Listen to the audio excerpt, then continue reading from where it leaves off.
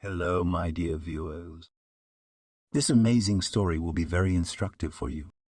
It is very interesting and beautiful. I wish you enjoy watching it. Lucy got up from the table and looked sadly at the photo in the wooden frame. The woman sighed sorrowfully, looking at the picture of their dead son Anthony, and wanted to go to the kitchen to boil the kettle, but suddenly changed her mind. Instead, Lucy went to Anthony's room, which she and her husband had not even cleaned since their son's death. The older woman opened the door and looked around. She walked across the room and sat down at the computer table. A Rubik's Cube caught her eye. The landlady took it in her hands and looked at it thoughtfully. Lucy didn't know yet that today spent in this room would change her and her husband's life when they found the shocking message. She took a few turns on the toy and suddenly found herself immersed in her past. Lucy was born in the countryside and had always dreamed of leaving those places. Even as a child, she made a promise to herself that as soon as she finished school, she would definitely move to the big city. And being a child, she strived to fulfill her wish. To do this, she studied well in school when her peers tried to sneak out of the house to go for a walk. And Lucy, thanks to her dream, graduated from school with a gold medal and then entered the Pedagogical Institute in Moscow. The girl perfectly understood, studying in the first year, that one desire is not enough to stay to live in the metropolis. Lucy realized that after graduating from the institute, she would have to rent housing so as not to return to the village or get successfully married to a guy who lives in this city. And the girl actually met a man who was a Muscovite. Lucy had already finished her first year and she was about to go home for summer vacation, and she decided to take a walk on the sidewalk before leaving. The girl walked thinking about how she would spend her time in the village. She was so thoughtful that she didn't notice a young man who was reading something on the bulletin board. Lucy pushed the guy and immediately stopped. The girl looked at the man in surprise and hesitantly said, "I didn't hurt you." "With your seductive appearance would be better bruised," said the stranger with a smile. "Don't be sly about looks. Who made you think of yourself in a negative way?" The man smiled in surprise. "I have a very ordinary appearance, a potato nose, and I have a lot of pigtails," sadly said the girl, who was really complex about her appearance. When she was at school, she often heard her peers calling her ugly duckling behind her back. "You shouldn't feel that way about yourself. Your freckles look good on you, and your nose is not a potato, but a little upturned, which is also very nice," replied the young man and immediately extended his hand. "My name is John. Let's get acquainted, and I'll tell you right away that I don't bite, and you shouldn't be afraid of me. I'm Lucy. Actually, I was not even scared, but thanks for the warning. It was interesting to hear about it at the beginning of the acquaintance. You're a really beautiful girl, and don't deny it. I'm really glad you pushed me and not the other guy. I'll explain why I'm saying this, because if you had pushed the other guy, I wouldn't have had a chance to meet you. Now that we're talking, let's take a walk and you can tell me all about yourself." "I'd like to suggest that we switch to you right away. I don't like to shout," John said. The girl nodded in response. The young people continued their walk together. From a new acquaintance, Lucy learned that the man was 27 years old, was not married, lives with his mother in a 2-room apartment. He works as a programmer in a small firm, likes to swim in the pool and occasionally visit the racetrack. After a while, Lucy said that she had to go to the hostel and John saw the girl off. Before leaving, John asked Lucy for her phone number and promised that he would call her again today. The girl smiled in response and then went to the dormitory. The couple began to meet from that day, but soon Valentina had to leave Washington because the summer vacation began. John begged the girl to stay in the city, but she refused, explaining to the young man that her parents would misunderstand her. On the day of departure, the man standing on the platform made a marriage proposal to the girl and at the same time stretched out a thin wedding ring. And on the same day, the couple kissed for the first time. Lucy responded to John's proposal with consent. Already sitting in the carriage, she thought that now she had the status of a bride, and she was pleased to realize it. The girl left reluctantly because her favorite person remained in Moscow, and she was already sure of her feelings. As soon as Lucy arrived in the village, she immediately informed her parents that she had a fiancé. Her mother and father took the news with joy, and in response wished her daughter happiness. Summer vacation flew by and Lucy returned to Washington, where she was met by John. The young man hugged the girl on the platform and kissed her on the lips. And then the man said, "Today you should rest after the road, so I'll escort you to the dormitory. But tomorrow you should tune up for a trip to my house. I'm going to introduce you to my mom. I warn you that she is a person with a difficult character, so be prepared for everything." I wish you hadn't said that. I'm starting to get scared. Why don't we wait to meet her? Because we still have time.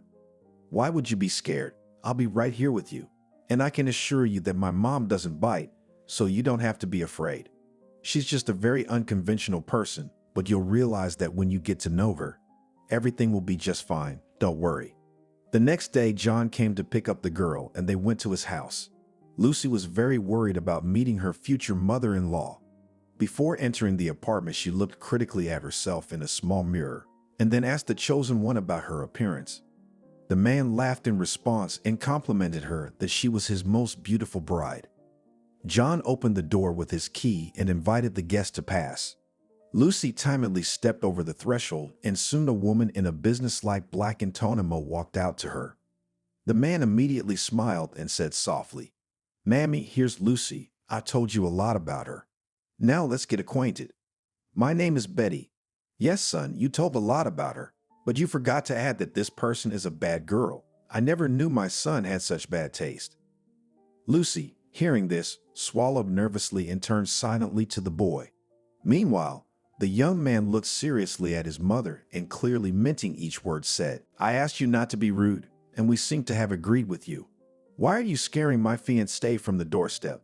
She scares anyone with her looks. I can see why you didn't want to show me a picture of that ugly girl. And from what I understand, you proposed to her too. You're such a fast rider. Did you remember to tell her you're a lover of women's skirts? Lucy is the most beautiful girl in the world to me, and I love her. And you, Mom, you should respect my choices. And what women's skirts are you talking about? I'd assume we have a proper introduction, not an argument from the get-go," John said clearly. "You said she was a country girl. Where are you going to take her after the wedding? Do you think I'm going to let her stay with us?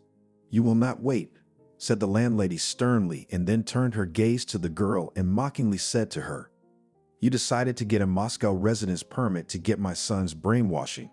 Do not be deceived. John is a man in love, and in a couple of weeks he will forget your name. Jesus, what kind of thrift store do you pick up your clothes at? It's so last century."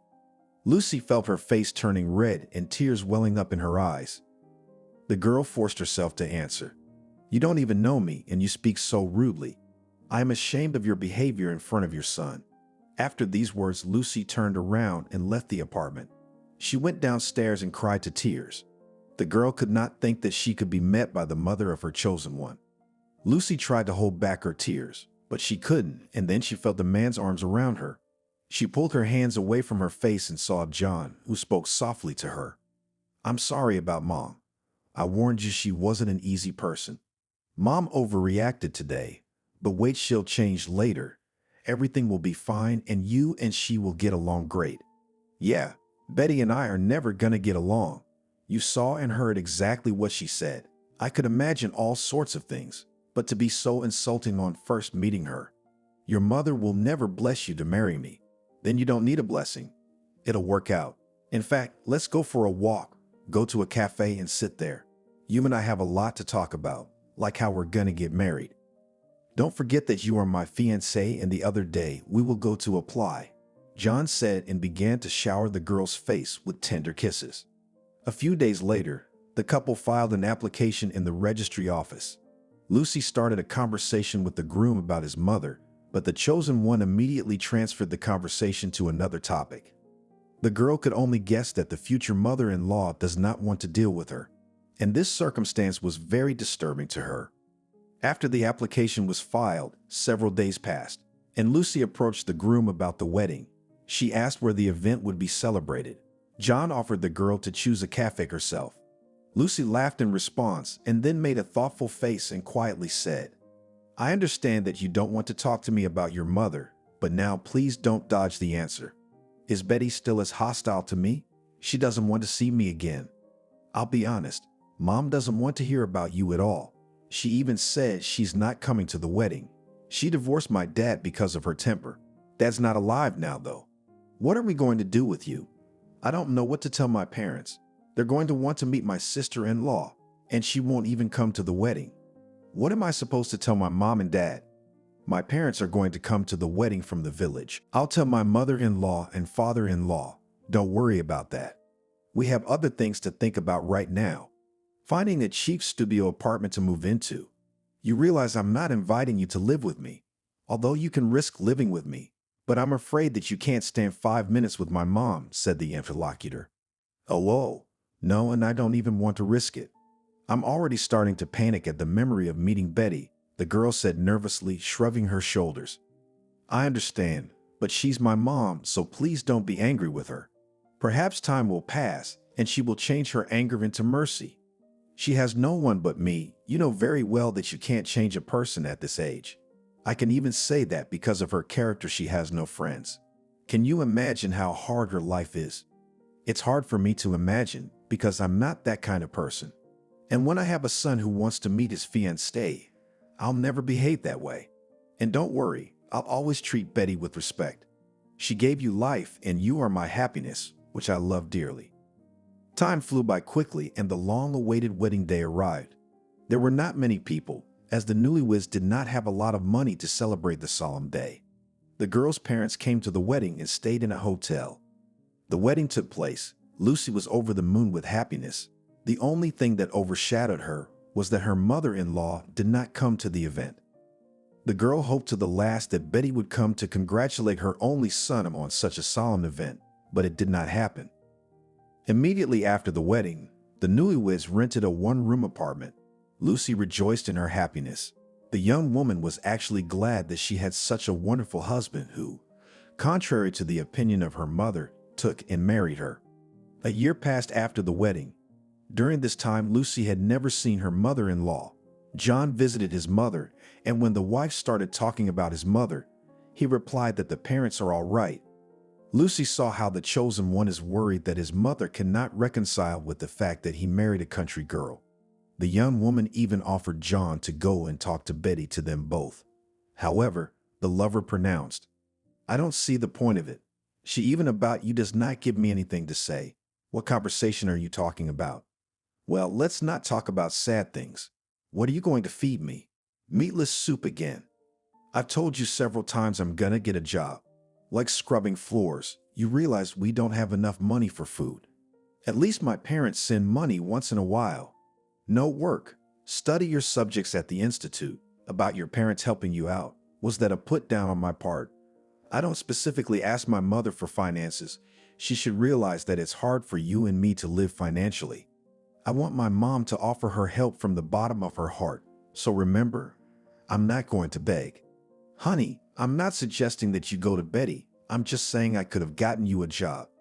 It was easier for us then. At least we had a penny to spare, she said quietly.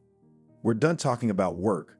I'd rather eat and soup without meat or even starve, but I will be calm that I will not steal my beauty from under my nose. Another 6 months passed, and then Lucy felt unwell. From the morning, the young woman was nauseous. She could not understand what was making her sick. The next day, the nausea continued, and it was only here that Lucy thought of a possible pregnancy. She went to the drugstore immediately after a couple at the institute, where she bought a pregnancy test. Once home, the young woman did the necessary procedure, and the test confirmed the pregnancy. Lucy was happy about this event, as she dreamed of a baby, and now she waited for the return of her husband from work to please him. As soon as the spouse came home, the girl hugged her lover and barely audibly reported the pregnancy. John was ecstatic that he would soon become a father. The man, after hearing this, kissed his wife tenderly and said that he wanted to share this news with his mother. Lucy looked at her husband and said, So call and tell her about it. Maybe the birth of the baby will bring Betty and me closer together, because she will become a grandmother. You're right. I'll call her right now. Why don't we go to her house and tell her together? I don't want to risk it. Why don't you do it yourself? Tomorrow's your day off, so go and see your mom. The next day, Lucy waited impatiently for her husband's arrival from her mother. The young woman was worried how Betty would take the news, and only as John appeared at home, she asked a lot of questions to him. The man embraced the chosen one and said, "The ice is broken. She congratulated me and you too. Even say more, she invited us to visit. That's very nice. I also notified mine. They congratulate us," the young woman said joyfully. The next day, however, tragedy struck. Lucy's father died. He was hit by a drunk driver. The young woman and her husband immediately left for the village for the funeral. Lucy was very worried about the death of her father, and when the coffin was already lowered into the pit, she felt sick. She woke up in the hospital, where a nurse told her that she had lost consciousness. Lucy anxiously asked about her pregnancy. The woman in a white coat looked sadly at the patient and quietly said, "You lost the baby too. It was not your fault. I know that it is unbearably bad for you now, but you have to hold on. You are still young, and you will soon get pregnant." Lucy covered her face with her hands and cried. She didn't hear the nurse come out, and her husband came in. Her husband sat down on the bed, leaned over, and began to gently kiss her hands. Lucy wanted to scream at this point, but there was a lump in her throat that she couldn't swallow. It was several minutes before the young woman was able to calm down. John, on the other hand, sat next to her and stroked her lover's shoulders. The girl looked at her spouse and quietly asked him, "Do you blame me? What kind of foolishness did you say? No one is not to blame. You had a nervous breakdown. And don't even think about it anymore. A little time will pass and you will get pregnant again. And even more than once, I guarantee you. I love you so much. I love you too, my sunshine. Now let's get some rest." A couple of days later, Lucy was discharged from the hospital, and then she and her husband left for Washington. The young woman was very worried about losing her child. John saw it well and suggested she go to her mother. The man hoped that Betty would support his wife morally in this difficult moment. John received no objection from the chosen one, and so he called his mother. He informed his mother that they wanted to check on her. Betty kindly agreed to host the two of them. At that time, the woman did not yet know that Lucy was no longer pregnant. When John arrived with his spouse at his mom's house, the man took his mother aside and told her under what circumstances his wife had lost the baby. Betty listened to her son and then said in a deliberately loud voice, "Why didn't you tell me this before? You chose a wife who can't even bear a child. I doubted her for a reason. Mom, why are you talking so loud? I didn't tell you about Lucy's situation on purpose. She needs support at the moment. As a wise woman, you should support her morally. Find the right words, I'm begging you.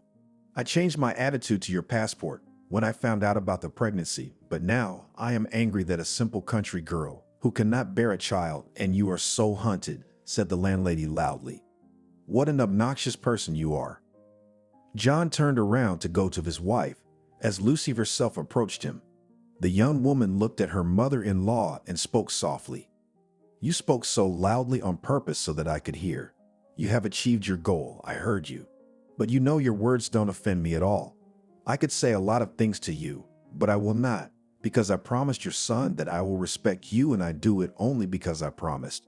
But believe me, your words will come back to haunt you. And I don't need your respect. I never dreamed of being respected by the country bumpkins. Wait another year and my son won't need you." The landlady was interrupted by John, who said, "Mom, you're out of line.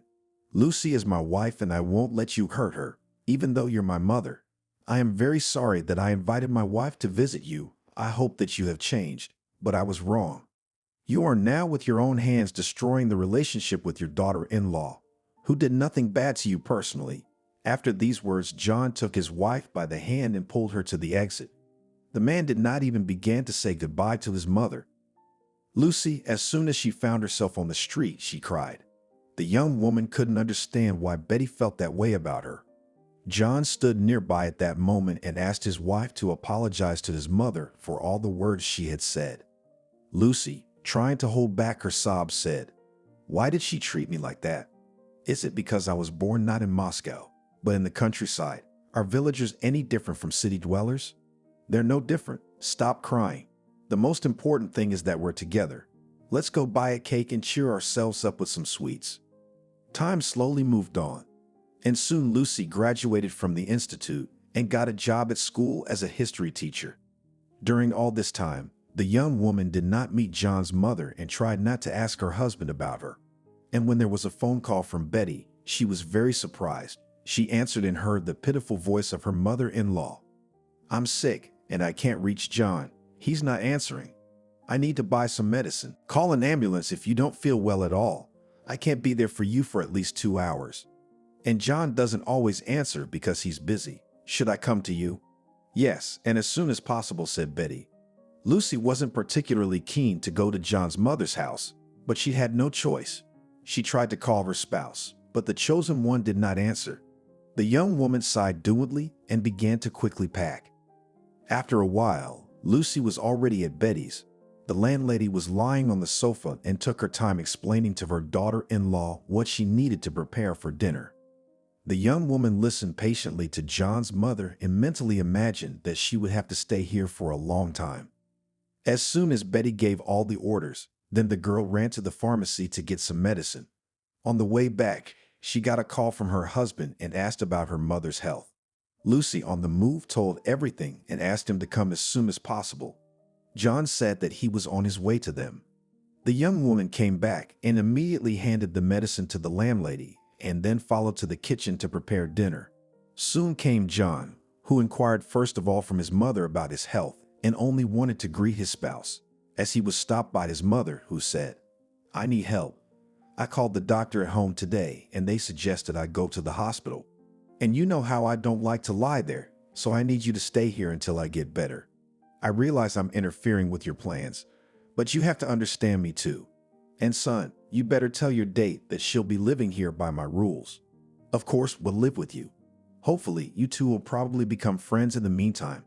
I'll go tell her you invited me to come here for a while." John went to his wife and told her about his mother's offer. The man thought that his wife would be happy about it. However, it did not happen. Lucy, in response, only sighed heavily. She absolutely did not want to live with her husband's mother, but she understood that it was also impossible to leave a sick woman alone. The next day, Lucy saw her husband off to work in the morning and then began to get ready herself. The girl went to the mirror and began to tint her eyelashes as she heard Betty calling her. The daughter-in-law headed towards the sick woman and approached and asked, "Did you call for me?" "Yes. If you want to talk to someone on the phone, please come out to the landing. You were talking to your mother yesterday, and I had to wait for you to finish your conversation. And the time, by the way, was already 10 o'clock in the evening, and I'm falling asleep at that time." "But I was talking softly and even more so with my mother," the girl said, perplexed. "I have my own routine, and I'm not going to change it. I'm used to having silence at home, and if there's any chatter, it's only the TV, and that's when I need it. Are you saying that if your son calls, I have to go to the stairwell too?" "Don't be silly. I'm just letting you know that I like silence, so I'm telling you that too," the landlady said haughtily. "Okay, I heard you. What else am I not supposed to do while we're living here?" Lucy asked, barely containing her irritation. "Listen to me. Yes, and I forgot to tell you that in the morning I eat only freshly cooked oatmeal. So tomorrow before work," Betty replied. Lucy felt a wave of indignation coming over her. After all, only last night she had asked what to cook in the morning, then she was told that she could boil at her discretion. So Lucy fried scrambled eggs, and this morning there was already a statement about porridge. The young woman went to work in a bad mood. She imagined how unbearably difficult it would be for her to tolerate all sorts of such remarks from her mother-in-law. Lucy mentally prayed to God that Betty would recover as soon as possible and she and her husband would return to their rented accommodation. It had been 7 days since John's mother had been ill. During this time, Lucy had heard many caustic remarks from the old woman. However, the girl stoically endured all reproaches and did not try to enter into a dialogue with the landlady. She was even able to bear a barbed reproach from Betty that she had not been able to get pregnant for so long. The topic of children was especially painful for Lucy because in fact she and her husband had nothing. And the young woman had already been repeatedly examined together with John, but the doctors spread their hands and said that everything was fine with their health. Betty knew about it from her son, and the old woman did not hesitate to jab her daughter-in-law with it. A few more days passed and John's mother reported that she was much better. For Lucy, this news was a delight. The young woman breathed a sigh of relief, because now finally the nightmare that she does everything wrong and through the stump will be over. The young woman immediately packed her things and offered her husband to leave the same day. John looked at his spouse with surprise and said, "Let's live a few more days. It seemed to me that you and my mother found common ground. I even wanted to offer you to live here so we can save money. You seem to think we were friends with your mom. I don't want to be bullied every day anymore. You can stay, but I'm leaving right now." "What's gotten into you?" "All right, we'll do it tonight, but don't be so nervous." "We don't need to fight over nothing," John said, perplexed. "It may be nothing to you, but it's not to me. I'm exhausted from living here.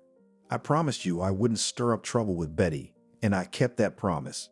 Your mother hasn't heard a swear word from me, but believe me, I'm not an Iron Man and my patience can run out too." "Okay, calm down. Tonight is tonight. Let's do it quietly," the man said dejectedly. The couple returned to their rented apartment and life went on. As the years passed, Lucy was still unable to get pregnant.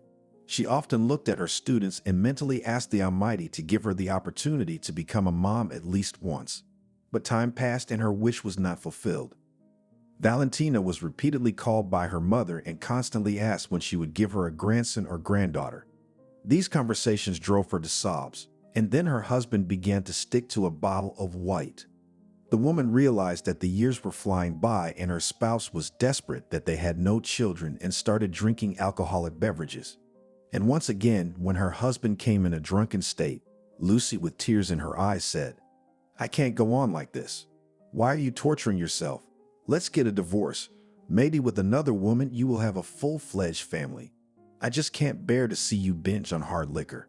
I'd had enough of your mother's lecture that I can't give you in here, and you found solace in a bottle of white water. Why don't I do the same?" "Let's leave this ridiculous conversation till tomorrow," the man said, twisting his words, and without taking off his jacket, he fell on the sofa. Lucy burst into tears. She realized that it was not necessary to start this conversation at the moment, as her husband was in a deranged state and would not remember anything tomorrow. The woman decided that she would continue this conversation in the morning. The next day was a day off, and Lucy brewed coffee and sat down in the kitchen, waiting for the awakening of the chosen one. Soon John got up and joined his wife. The man, as always, apologized for his behavior and poured himself a glass of milk. Lucy immediately suggested to him to get a divorce. The husband emptied the glass in a few gulps and said softly, "What kind of nonsense are you telling me? What divorce? I don't need any other woman besides you. I chose you and I will never give up.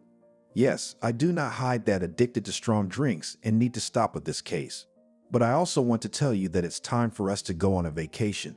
Why don't we go to the seaside this summer? How about it?"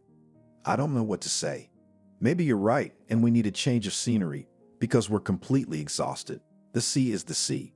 But if you go on strong drinks, then honestly our union will come to an end and we will divorce, as it is impossible to live like this." A month later, the couple went to the sea, where they had a wonderful time. Back Lucy, even in Washington, was not particularly eager to go, but the spouse was running out of vacation. And soon the couple returned to the capital, and just a short time later, Lucy learned about her pregnancy. The woman could not believe that her wish had come true. She held in her hands a test, which clearly showed 2 blue stripes. Lucy was already anticipating that very soon she would become a mom and hold her baby in her arms. As soon as her husband came home from work, Lucy announced her pregnancy in a low voice. The man shook his head and asked why she decided so, and then she solemnly handed him the test. John turned the result in his hands and for some reason whispered, "What if this test is a lie? There's no such thing, but it's possible. Run and buy another one and then you will be 100% sure. Only buy another company," said the happy woman. The man, having heard the request of his wife, rushed to fulfill it unconditionally, and literally in 20 minutes handed his wife the test. The woman immediately went to the bathroom, where she did the necessary procedure. And soon she came out and proudly handed over a second test, which also clearly showed blue stripes. John was unspeakably happy and began to circle the chosen one around the room. When the first joy passed, the head of the family immediately suggested that his wife quit her job. Lucy looked at him with bewilderment and asked, "Why on earth should I stop working?" "So you do not worry about your students for nothing. We cannot take risks. I need to make sure that you are not nervous, and I will be calm in the case when you stay at home." "You're talking nonsense. I don't get nervous at school. You better think about how you're going to tell your mother about this. Tomorrow, I'll go and check on her and tell her the good news. Let our old lady to rejoice, because she constantly harasses me when I divorce and find another woman," half jokingly, half seriously said the husband. "Betty and his repertoire. How many years have we lived, and she has never accepted me as her daughter-in-law," she replied with a laugh. The next day, Lucy knew that her husband would be late after work because he would visit his mother. Therefore, the woman was not particularly worried and did not wait for the imminent return of the chosen one. However, the doorbell rang and Lucy went to open the door. Lucy was surprised to see John with her mother on the doorstep. Lucy only wanted to ask something, but she was prevented from doing so by Betty, who held out her hands and said, "Come here and I'll give you a hug. My son called me this morning and told me the news. I asked him to wait for me at work, and here we have made you a pleasant surprise. We're standing in front of you. By the way, I even bought a cake to celebrate. You've amazed me so much, I don't know what to say. You seem to me an impregnable fortress, and now deign for so many years to come to our rented apartment," embarrassed daughter-in-law said. "Well, do not grumble, or I'll change grace to anger. I actually am with a proposal to you. Enough of you from house to house jumping. Why don't you just move in with me? I think we can still get along. I promise you, sister-in-law, that I'll be more cooperative. But you must listen to me," said Betty. "You never cease to amaze me today. I feel as if the world has completely turned upside down," Lucy said, a little frightened, and then suggested that they continue the conversation in the kitchen. A month later, the couple moved in with Betty. Lucy was not very eager to move in with her mother-in-law, as she did not believe that a person could change overnight. At first, there were clashes between the women, but over time, Lucy got used to communicating with the landlady. By the time of childbirth, she even called her mother-in-law Mom, which pleased her husband. Soon a strong baby was born, which the couple named Anthony. The boy grew up an active and healthy child. Lucy with pleasure fiddled with the child. It gave her pleasure to watch how the Sonny every day makes new achievements in life. When Anthony was 3 years old, he was put in kindergarten, so that the boy learned to communicate with peers. Betty was against it, but the parents insisted on their own, and never regretted their decision, as the kid told with passion about the time spent in kindergarten, and reported all the details of the boy, desperately gesticulating, which often made adults laugh. The years slowly flew by. Anthony's parents continued to work. The boy went to kindergarten, from where he was alternately taken then Betty and Lucy. Mother-in-law with special care treated her grandson, which is very unspeakably pleased daughter-in-law. The daughter-in-law was worried for one thing, that the landlady would pass on to her son her bad habits.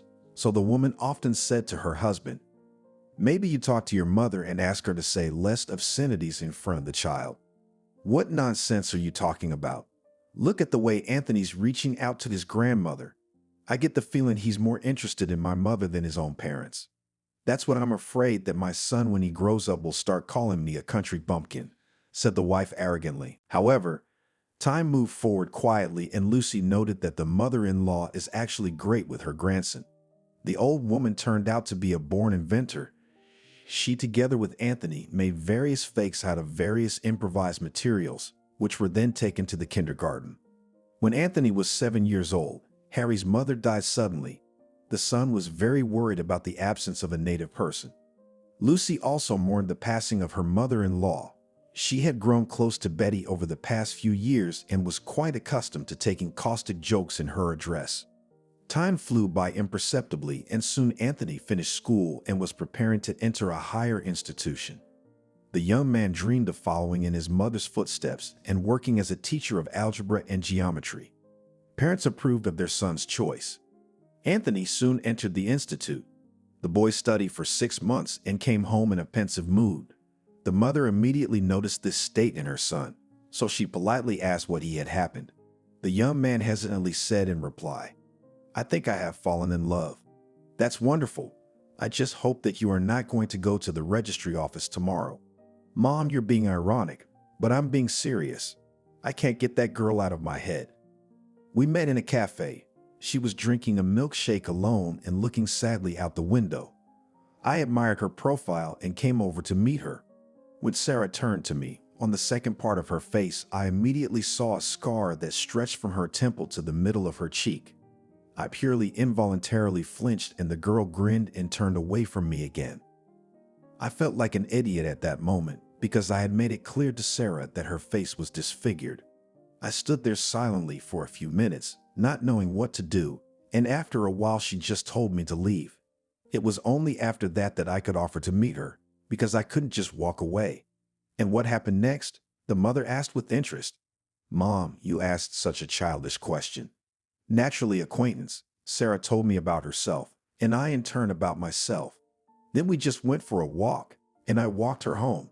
We've been talking for almost a month now, and only now I realized that this person is very dear to me, my son said thoughtfully. You need to pull everything out of you. Why don't you tell about your chosen one, who she is, where she studies, what kind of family? Answered the mother and looked at her son carefully after this phrase. The young man only wanted to answer as his father returned from the store. John walked into the room and looked at his household. The head of the family said in astonishment, "What's going on here? I must have missed something, because you are sitting in silence and Anthony is not rushing to the evening walk, as he has been doing lately.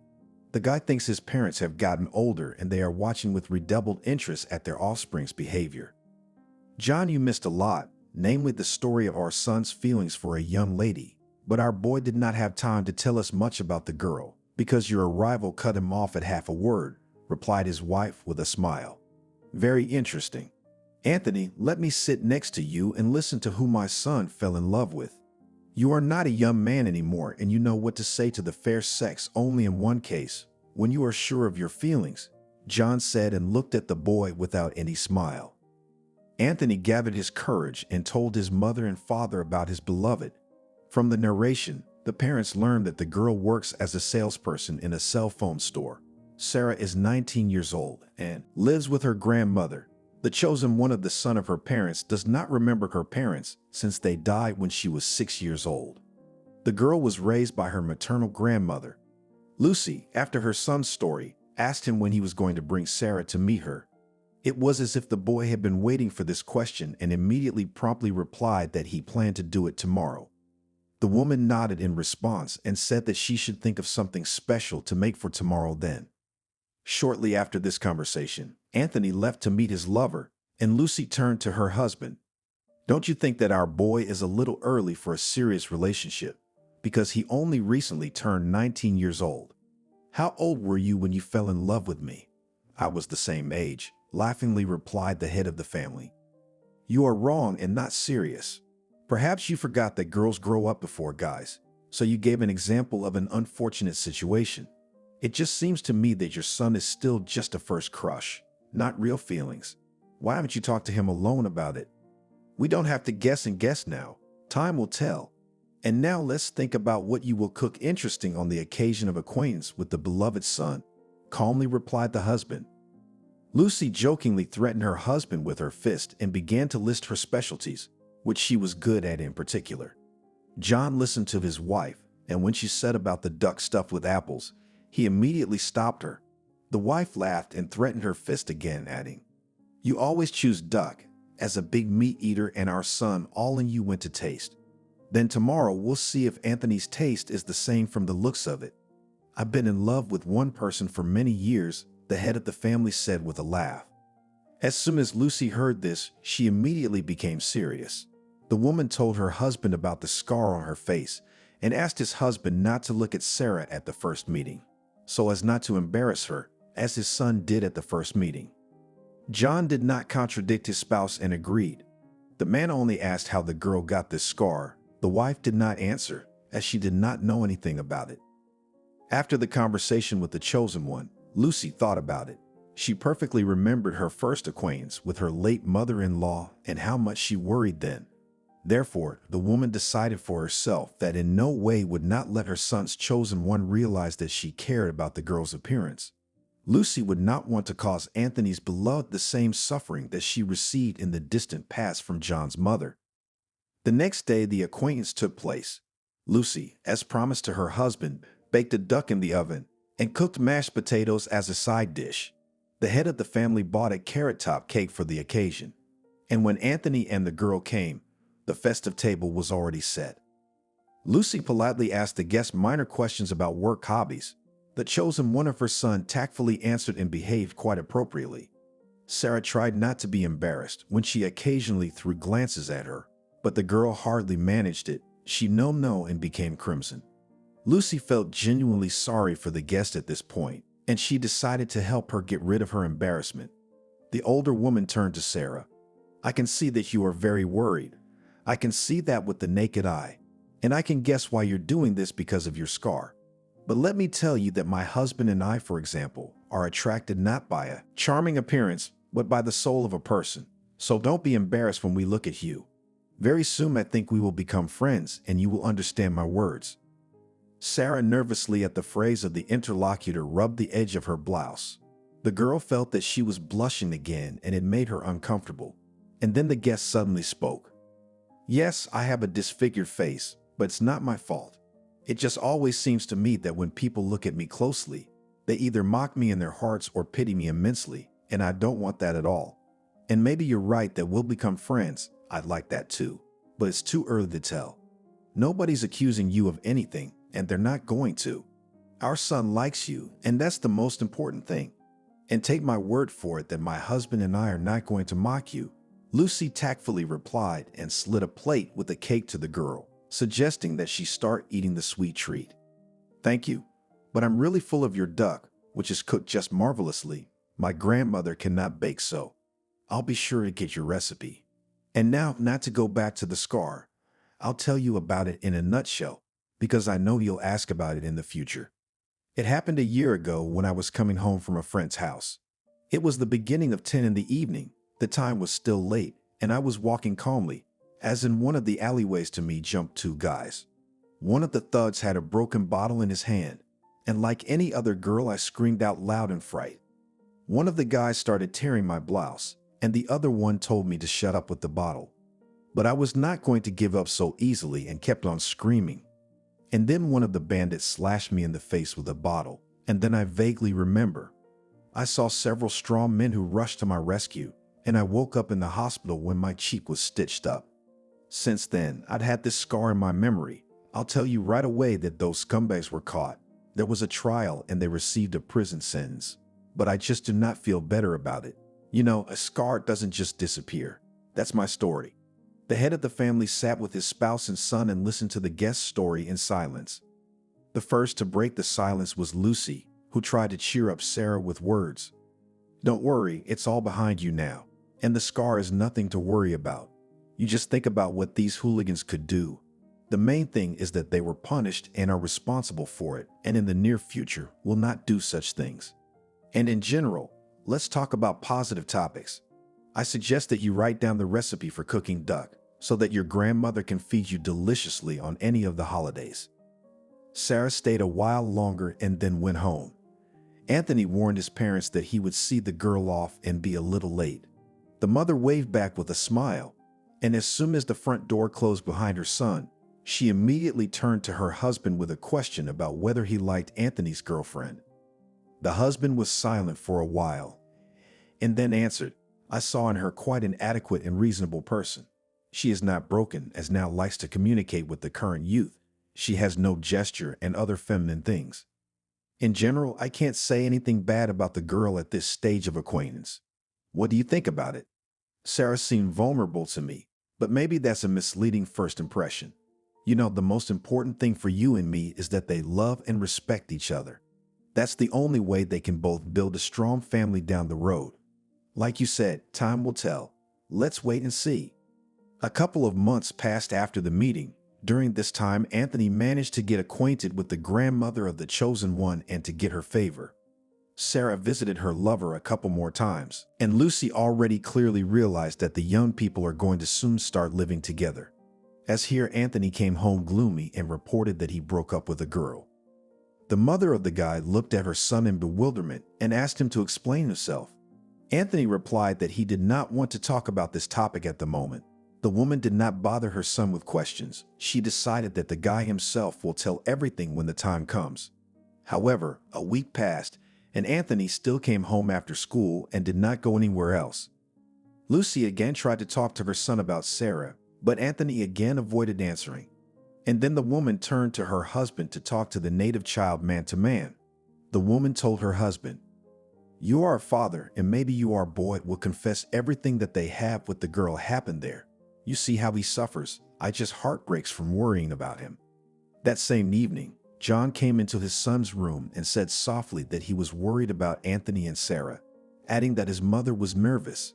Anthony asked his father to change the topic of conversation, but the head of the family was adamant and made it clear to his son, until he hears the answers to his questions, he will not go anywhere. Meanwhile, Lucy sat in the hall and waited for the end of the conversation. The woman was actually worried about the emotional state of her child. She even wanted to go to the door to overhear the dialogue between the two men, but immediately forced herself to throw such an idea out of her thoughts. Soon John came out of his son's room and went to the kitchen. His wife hurried after him, and only there the woman with anxiety in her voice said, "Come on, tell me quickly. I already thought that you sat down to watch a soccer match there, that you were so long. You could have wrapped up the conversation faster, so that I'm not nervous here." What can I tell you? Sarah was a jealous girl. She used to give Anthony a hard time for looking at another girl, for getting a phone call from a classmate. In the end, all this bored Anthony and he proposed to break up. Sarah got the idea and doesn't make contact anymore. That's our son walking around like a black cloud. It's a corny story, and I don't even have a comment on it. Whoa, wait, but Anthony's really committed to Sarah, and it shows. You need to talk to the girl. Make it clear that it's stupid to be jealous over nothing. You probably didn't realize there was a way to reconcile through conversation. You need to get the girl's phone number from your son. You can see how he's suffering. You're an interesting woman, and if Anthony does not want to give Sarah's number, then what do you propose me to force the numbers out of him? You're not a stupid man. The first gray hair has already appeared. You just have to find such words that Anthony gave you Sarah's number and do it today, because I want to meet the girl tomorrow. The man looked at his wife with an incomprehensible look. However, Lucy frowned her eyebrows, which meant that her wife would not back down.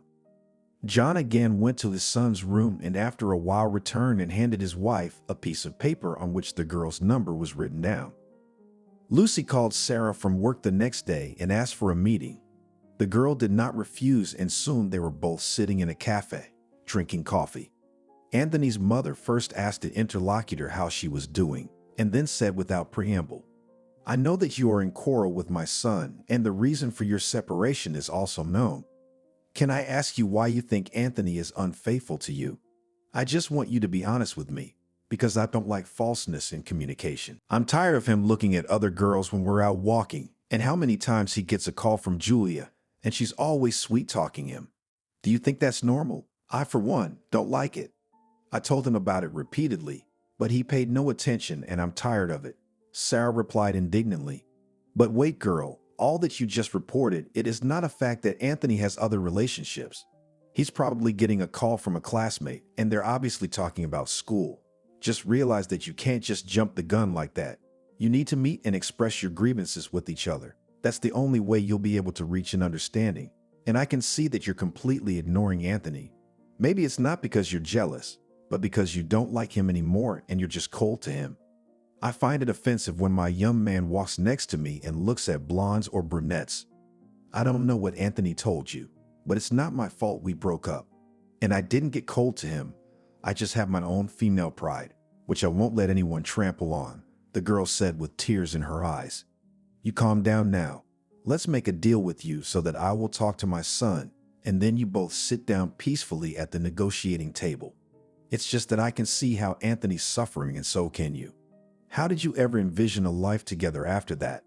Realize that everything is not smooth. There must be bumps, and only a woman with her cunning can completely tame a man. Are you willing to accept this offer to meet Anthony?" "Okay, but only on one condition, that he turns first," Sarah replied quietly. Lucy returned home later than usual that day. The husband knew that his wife would have a conversation with the girl, but Anthony was surprised to see his mother coming home from work much later. The boy looked at his mother questioningly. The woman knew perfectly well what she wanted to ask her son, and only Anthony wanted to ask a question as Lucy softly spoke. "I went out with your girlfriend. Isn't it funny to you that you two loving people are pissing each other off over nothing? You're giving her a reason to be jealous and she's falling for it. Why do you look at other girls when you're out with her? For example, I wouldn't like it if your father looked at Masha, Klava, or Sveta while walking with me. Stop it, Mom. I only once looked at a girl. I thought it was my former classmate and explained it to Sarah, but she doesn't want to hear anything. She made a tragedy out of this isolated incident, and about Lita calling, it's a disaster. My classmate and I just talk. There are no taboo topics. Okay, son, call your girlfriend and try to talk. I don't have anything else to advise you." Anthony answered his mother with an affirmative nod, and at the same moment he got ready and went out. Lucy guessed that her son had gone to Sarah to talk to her. The woman mentally wished the boy good luck, and only then reported her conversation to her husband, who was patiently waiting for news from his wife. The young man made up with his beloved and was again always in good spirits.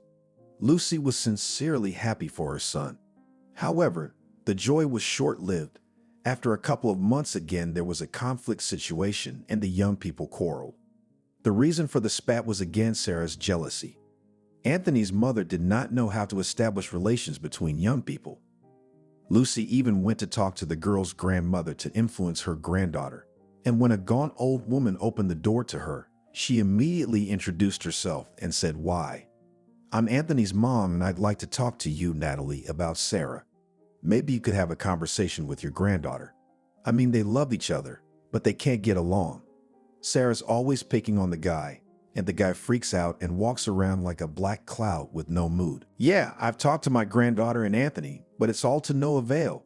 I can only assume that Sarah is complex about her looks, and that's why she's acting like this. And Anthony can't say no to Julia, who's always calling. I've already advised them not to talk to each other for a while and to take a break from each other or to start living together, but they agree and then they fight," Natalie said. "It's like a vicious circle. Thank you for keeping up with our sweet couple, but sometimes it seems to me that in the near future, they will just run away and hate each other," sadly said the guest and left Natalie's apartment. The woman was disappointed after the conversation, as she had hoped that the two of them and Sarah's grandmother would find a way out of the difficult situation, but it did not happen. Quarrels and reconciliation of young people continued for a year, and at some point Lucy stopped believing that her son and his chosen one would create a family in the future, which she directly told Anthony. "You're just torturing yourselves. You cannot get along. Run away completely already. I don't have enough fingers to count the number of times you've gotten back together in a year. It's an outrage neither of you wants to give in to each other. You also cannot understand that we adults are worried about you, and you are all playing games." The young man listened attentively and then looked seriously at his mother and calmly said, "We will not make up again. The last quarrel is a fiasco. Talking about jealousy was only an excuse to break off the relationship. We had a calm talk with her yesterday, and she admitted that she has a boyfriend on the side that she likes. And you know, Mom, I'm not going to form a love triangle, so I wished her happiness and a long life. Don't worry, there won't be any more reconciliation. What am I, after all, a little kid to be fooled around like this? I definitely run out of patience. I find it hard to believe that Sarah would turn out to be such a two-faced person. Although maybe she said it to piss you off, to make you jealous. I'm not interested in that anymore. If she said it to piss you off, she got what she wanted and more. I just don't want to talk to her. Son, don't worry, you'll meet the only one who will make you happy. Look at your classmate Lita, who calls you a lot. I think she has a soft spot for you. Now I want to be without any relationship. So let's not talk about this topic for a while, and especially do not call me the name Sarah. I do not want to know anything about her." Time moved on leisurely. Soon Anthony's parents retired, and he finished his studies at the institute and got a job at the school where his mother had taught before. During this time, the young man tried to arrange a personal life with two girls, but he did not succeed. About Sarah, Anthony never again remembered and did not start a conversation about her. Lucy now dreamed of her son finding the woman and becoming a family man. She often started talking to Anthony about it, but the guy only joked about it. And so when the woman once again started a conversation about family, the young man suddenly interrupted his mother and asked, "Where can you get a large sum of money?" "Strange question. In the bank at interest," replied the mother. "I see.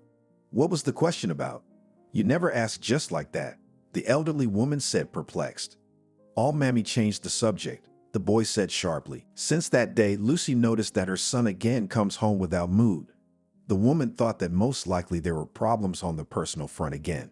She tried to talk to Anthony, forced to talk to her son and her husband, but all attempts to find out the cause of the disgusting mood were unsuccessful. It had been a month since Anthony was often late after work and came in quite late. Lucy was very worried about her son. Her female intuition suggested that the boy had some serious problems, but he did not want to worry his parents. And when the son came home with a black eye, the mother sounded the alarm and nervously turned to Anthony. "And this is you telling me that you are doing well?" "No, son. You're going to talk to me today, and I'm not going to let you go. You can take my word for it. Maybe you're seeing a married woman or someone's taking money out of you. Just say the word, and your father and I will go straight to the police. Let the law enforcement agencies take care of it. That's what they're for, to restore order in the country. Mommy, please don't worry. I'm not dating a married lady, and no one is extorting money from me. Just today, I ran into some juvenile hooligans, so I had to teach them a little politeness. I myself, of course, got a little, but they did not seem a little. I don't like this. You become secretive, my boy, and my motherly heart can't just go away. It's better to tell everything honestly, and together we will solve the problem." However, the young man did not answer his mother, but only affectionately embraced the woman and went to his room. Lucy sighed heavily and mentally asked the Lord that everything would get better in Anthony's life. After that, a couple of days passed, and now the woman once again waited for her son's return. The time was already showing the 12th hour of the night. The head of the family approached his wife and suggested going to bed, but she refused. Lucy knew that occasionally her son did not come home at night, but the guy always warned about it in advance. And on this day, Anthony did not call, and his mother could not reach him either. All night, the old woman didn't sleep a wink. She looked out the window for the figure of her son, who was not there. John saw how her spouse was worried and tried to support her morally, saying that everything would be fine. But in this, the head of the family was mistaken. Anthony did not return in the next day. Lucy called the school where her son worked, but she received the answer that Anthony did not come to the educational institution in the morning. The woman was in a panic, because previously their boyfriend had never allowed himself to do such a thing. The sorrowful event came a day later. Lucy received a call from an unknown number, and a person introduced himself as an investigator. The law enforcement representative said that they found a male body with documents in the name of Anthony. The woman listened to the investigator and could not understand what this man wanted from her. Then the husband picked up the phone and asked questions. "What is your reason for calling? What do you need?" "You need to come to the morgue to identify the body," the investigator replied. "Are you all crazy?" "What body?"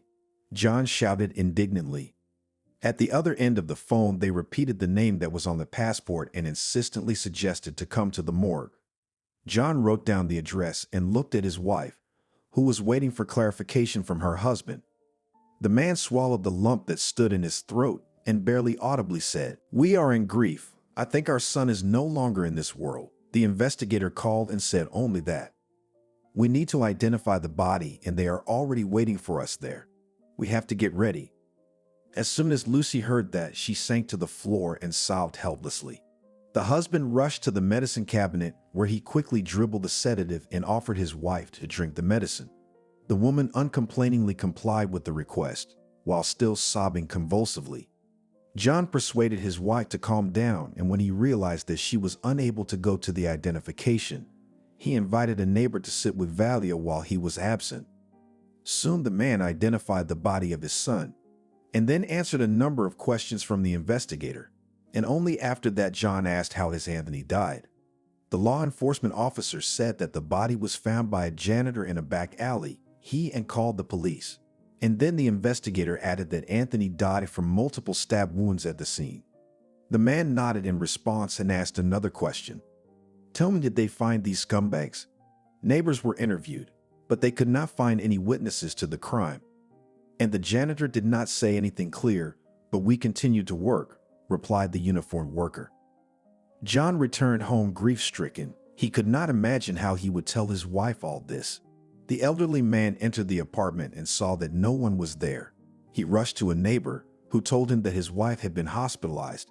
Her heart was bad. John immediately went to the hospital, where he remained seated until evening. The doctor tried to send the man home to rest for the night and then come back again, but Lucy's husband refused flatly. He was afraid that this day he would also lose his wife. The next morning, John was allowed to visit his wife and was strictly instructed not to tell her any disturbing news. The man looked perplexed at the doctor and asked, "What am I supposed to say about our boy since he is not alive? She will definitely ask me about it. In your case, I would deceive my wife, because any excitement can end tragically for Lucy. As soon as your wife is better, you will tell her. For now, just say that the body is not your son's," the doctor replied politely. John entered the room where his wife was lying. She turned towards her husband and asked in a whisper, "This is not our son, is it?" "No, sweetheart. The police got the wrong person. I want you to hang in there and be strong, and we'll give Anthony a beating when he gets here. So call him. Maybe he's home already." With hope in her voice, said the patient. John promised to call, and after a while he went home. Now the man thought about when and under what circumstances to tell the truth to his wife. It was impossible to postpone the funeral for a long time, and how long his wife will stay in the hospital is completely unknown. The doctors did not give certain predictions, but guessing and inventing an elderly man did not have to. All his lies were revealed the next day when he came to check on his wife. Lucy asked if her son had come, and in response, she saw her husband look away. The elderly woman immediately guessed everything. She screamed. The medical staff came running, and the visitor was asked to leave the room. John sat in the corridor and waited for the doctor to come out to find out about his wife's condition. The doctor came out of the room and said that now the woman was given a sedative injection and she would fall asleep. The elderly man thanked the medical worker and stayed waiting in the hospital. He wanted to talk to his wife before he started the funeral arrangements. After a while, Lucy regained consciousness and her spouse came in to see her. The woman lay staring at the ceiling, tears rolling from her eyes, which she did not wipe away. The man sat down next to her and stroked her arm, and then softly said, "I know you don't have time for me right now, but you need to think about the funeral. I am also very sad, like you, but we must pull ourselves together and be strong, for the sake of our son's memory." And then Lucy interrupted her husband. She whispered, "You're not a stupid man and you'll organize everything in a Christian way. Only be sure to agree with the doctor to let me go to see my boy to his last journey. And now you leave me. I want to be alone to put my thoughts in order." The husband nodded silently and gently kissed his wife on the cheek. Leaving the room, he turned to the nurse and asked the girl in a white coat to look after his chosen one. The man was very worried that his beloved could do something to herself, so he asked the nurse. Sometime later, the funeral took place, where there were a lot of people. Many good words were said in honor of the deceased and many flowers and wreaths were laid. Lucy stood beside her husband, who supported her under the elbow. The woman looked at the grave mound and cried silently. She realized that she would never hear Anthony's voice again and he would never kiss her tenderly on the cheek. The old woman sat in Anthony's room and rubbed the Rubik's Cube, remembering her life. She was distracted from thinking by the voice of her husband, who came in quietly and quietly said, "Decided to sorrow a little alone? I'm looking for you, and you're in your son's room. You know, John, you and I kept everything in Anthony's room. Why don't we clean it up? We're old men waiting to grow old alone, and we got nothing better to do, so we'll clean it up. And we'll remember how we raised our Anthony. Maybe it'll make us feel a little better. Oh, look, here's his favorite Jack London book. My son has loved this writer since he was a child, and as an adult, he still reads this author from time to time.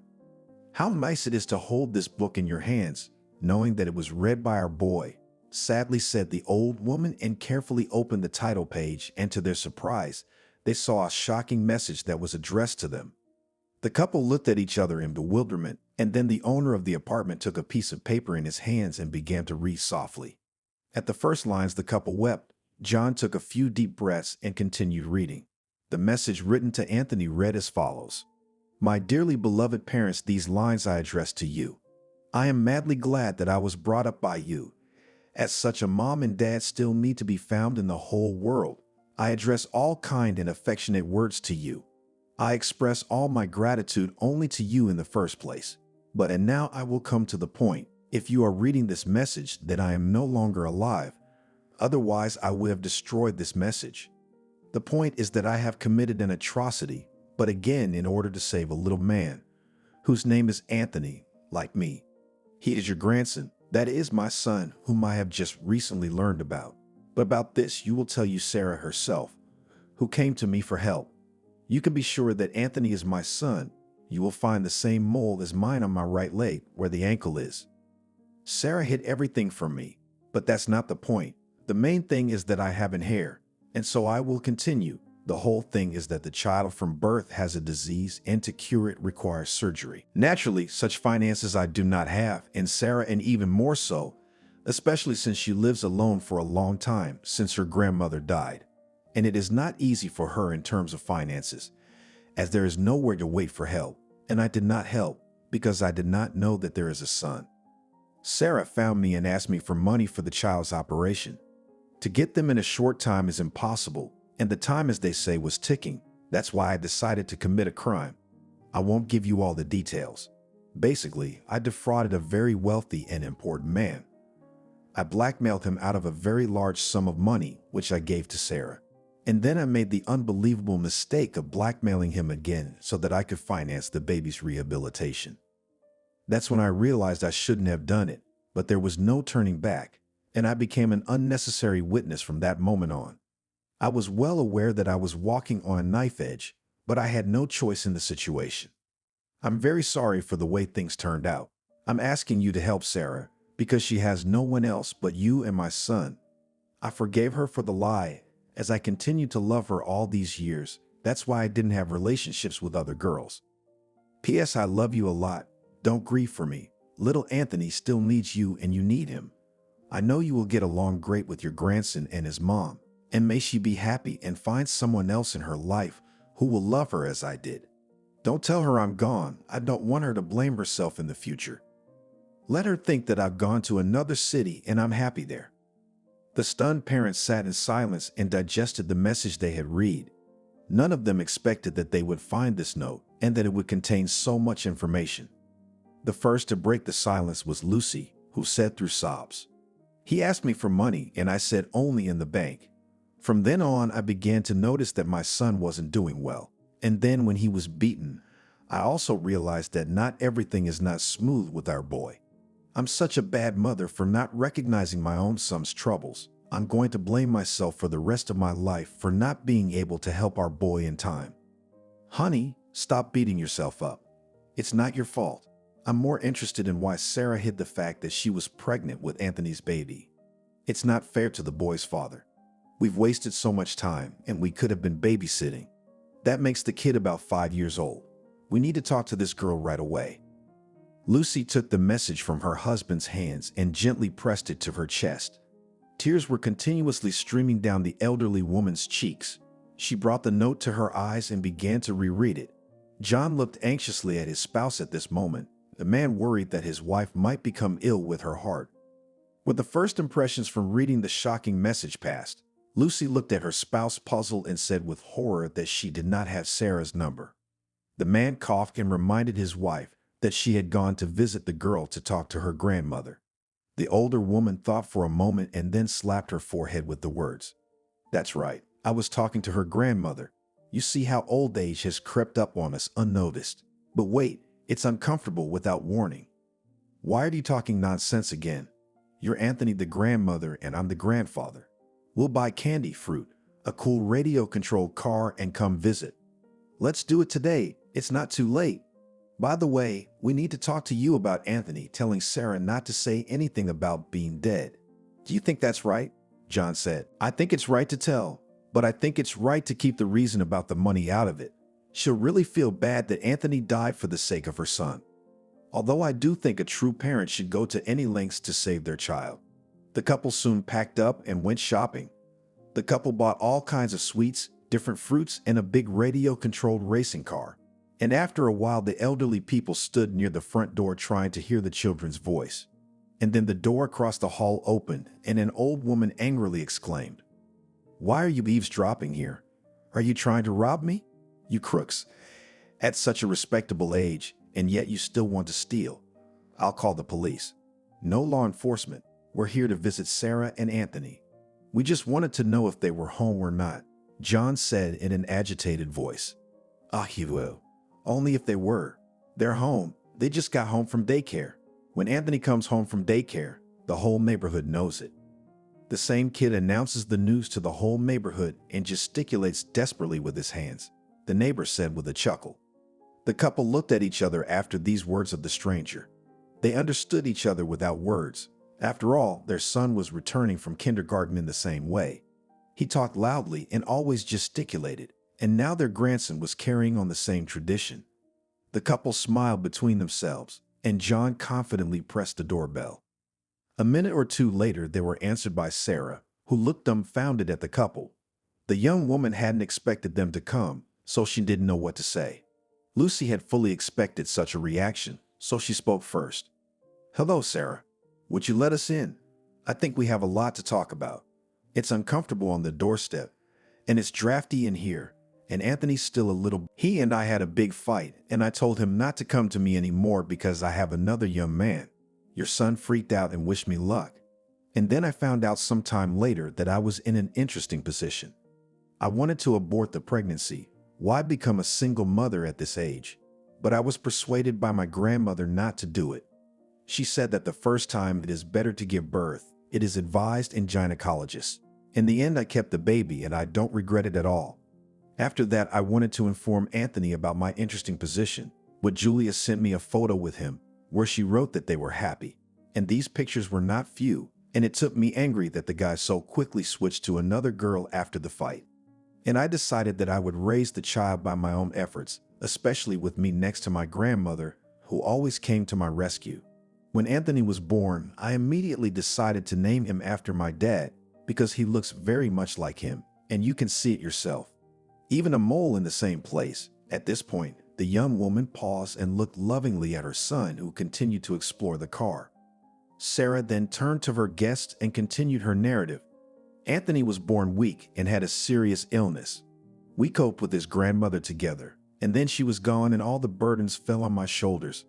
I will tell you right away that it was very difficult financially, but to turn to your son for money did not allow pride. And then the child got worse. He was hospitalized and told to look for money. And where could I get such a large sum of money? That's when I decided to find your son. I was afraid to turn to you, because I thought that you would not believe me. You would say that I had a child and claim rights. The young woman paused and looked at the couple, who listened to her attentively. Sarah shifted her gaze to the child and continued speaking again. Your son promised to help me, though he called me stupid for believing Julia. I'm the one who only recently found out that he's been living alone all this time. He tried to start relationships with girls, but it didn't work out. And I didn't even try to find my soulmate because I was busy taking care of the baby. Anthony brought money. I asked him where he got such a large sum, but the guy was joking. I saw him about 3 times, and then he just disappeared. No calls, no visits, and I thought he didn't need us anymore. And I even hoped that we could start a family with him, but I was wrong. That's basically the whole story. After Sarah's story, all the adults were silent. Only the delighted voice of the child, who was playing with the car, was heard. Lucy looked attentively and at the same time fondly at her grandson. And only after a while the guest uttered, "You really are a silly girl. You should have initially told about this Lita to your chosen one, and not to make your own incomprehensible conclusions. I can't hide that Anthony, after the breakup with you after some time, tried to build a relationship with her, but it didn't work out. But now it's too late to talk about it, because the past can't be returned, as well as Anthony." After this phrase, the landlady froze. She looked perplexedly at Lucy, and then asked to explain what "no Anthony" meant. And the old woman smiled sadly and tears came to her eyes. She said quietly that only part of the message had been spoken. Sarah was still staring at her interlocutor incomprehensibly. Lucy saw that she had shocked the girl, so she continued speaking softly. Anthony died at the hands of hooligans. As they say, he was in the wrong place at the wrong time, and he loved you the whole time. He asked me and my grandfather to help you, and we'd love to do that because your little boy is part of our child. And we, like you, have no one else. We all need to stick together because we need to get Anthony back on his feet. I don't suppose you're opposed to that suggestion." Sarah covered her face with her hands and cried quietly. No one said anything else to the young woman. The couple realized that the landlady needed time to perceive the grief message. The girl tried to pull herself together, but her emotions were running high and she couldn't help herself and cried to tears. The boy looked fearfully at his mother and cried too. At that moment, Lucy got up and came to Sarah. She hugged her son's lover and quietly asked her to calm down so as not to scare her son. The girl nodded gratefully in response and hugged Anthony's mother as well.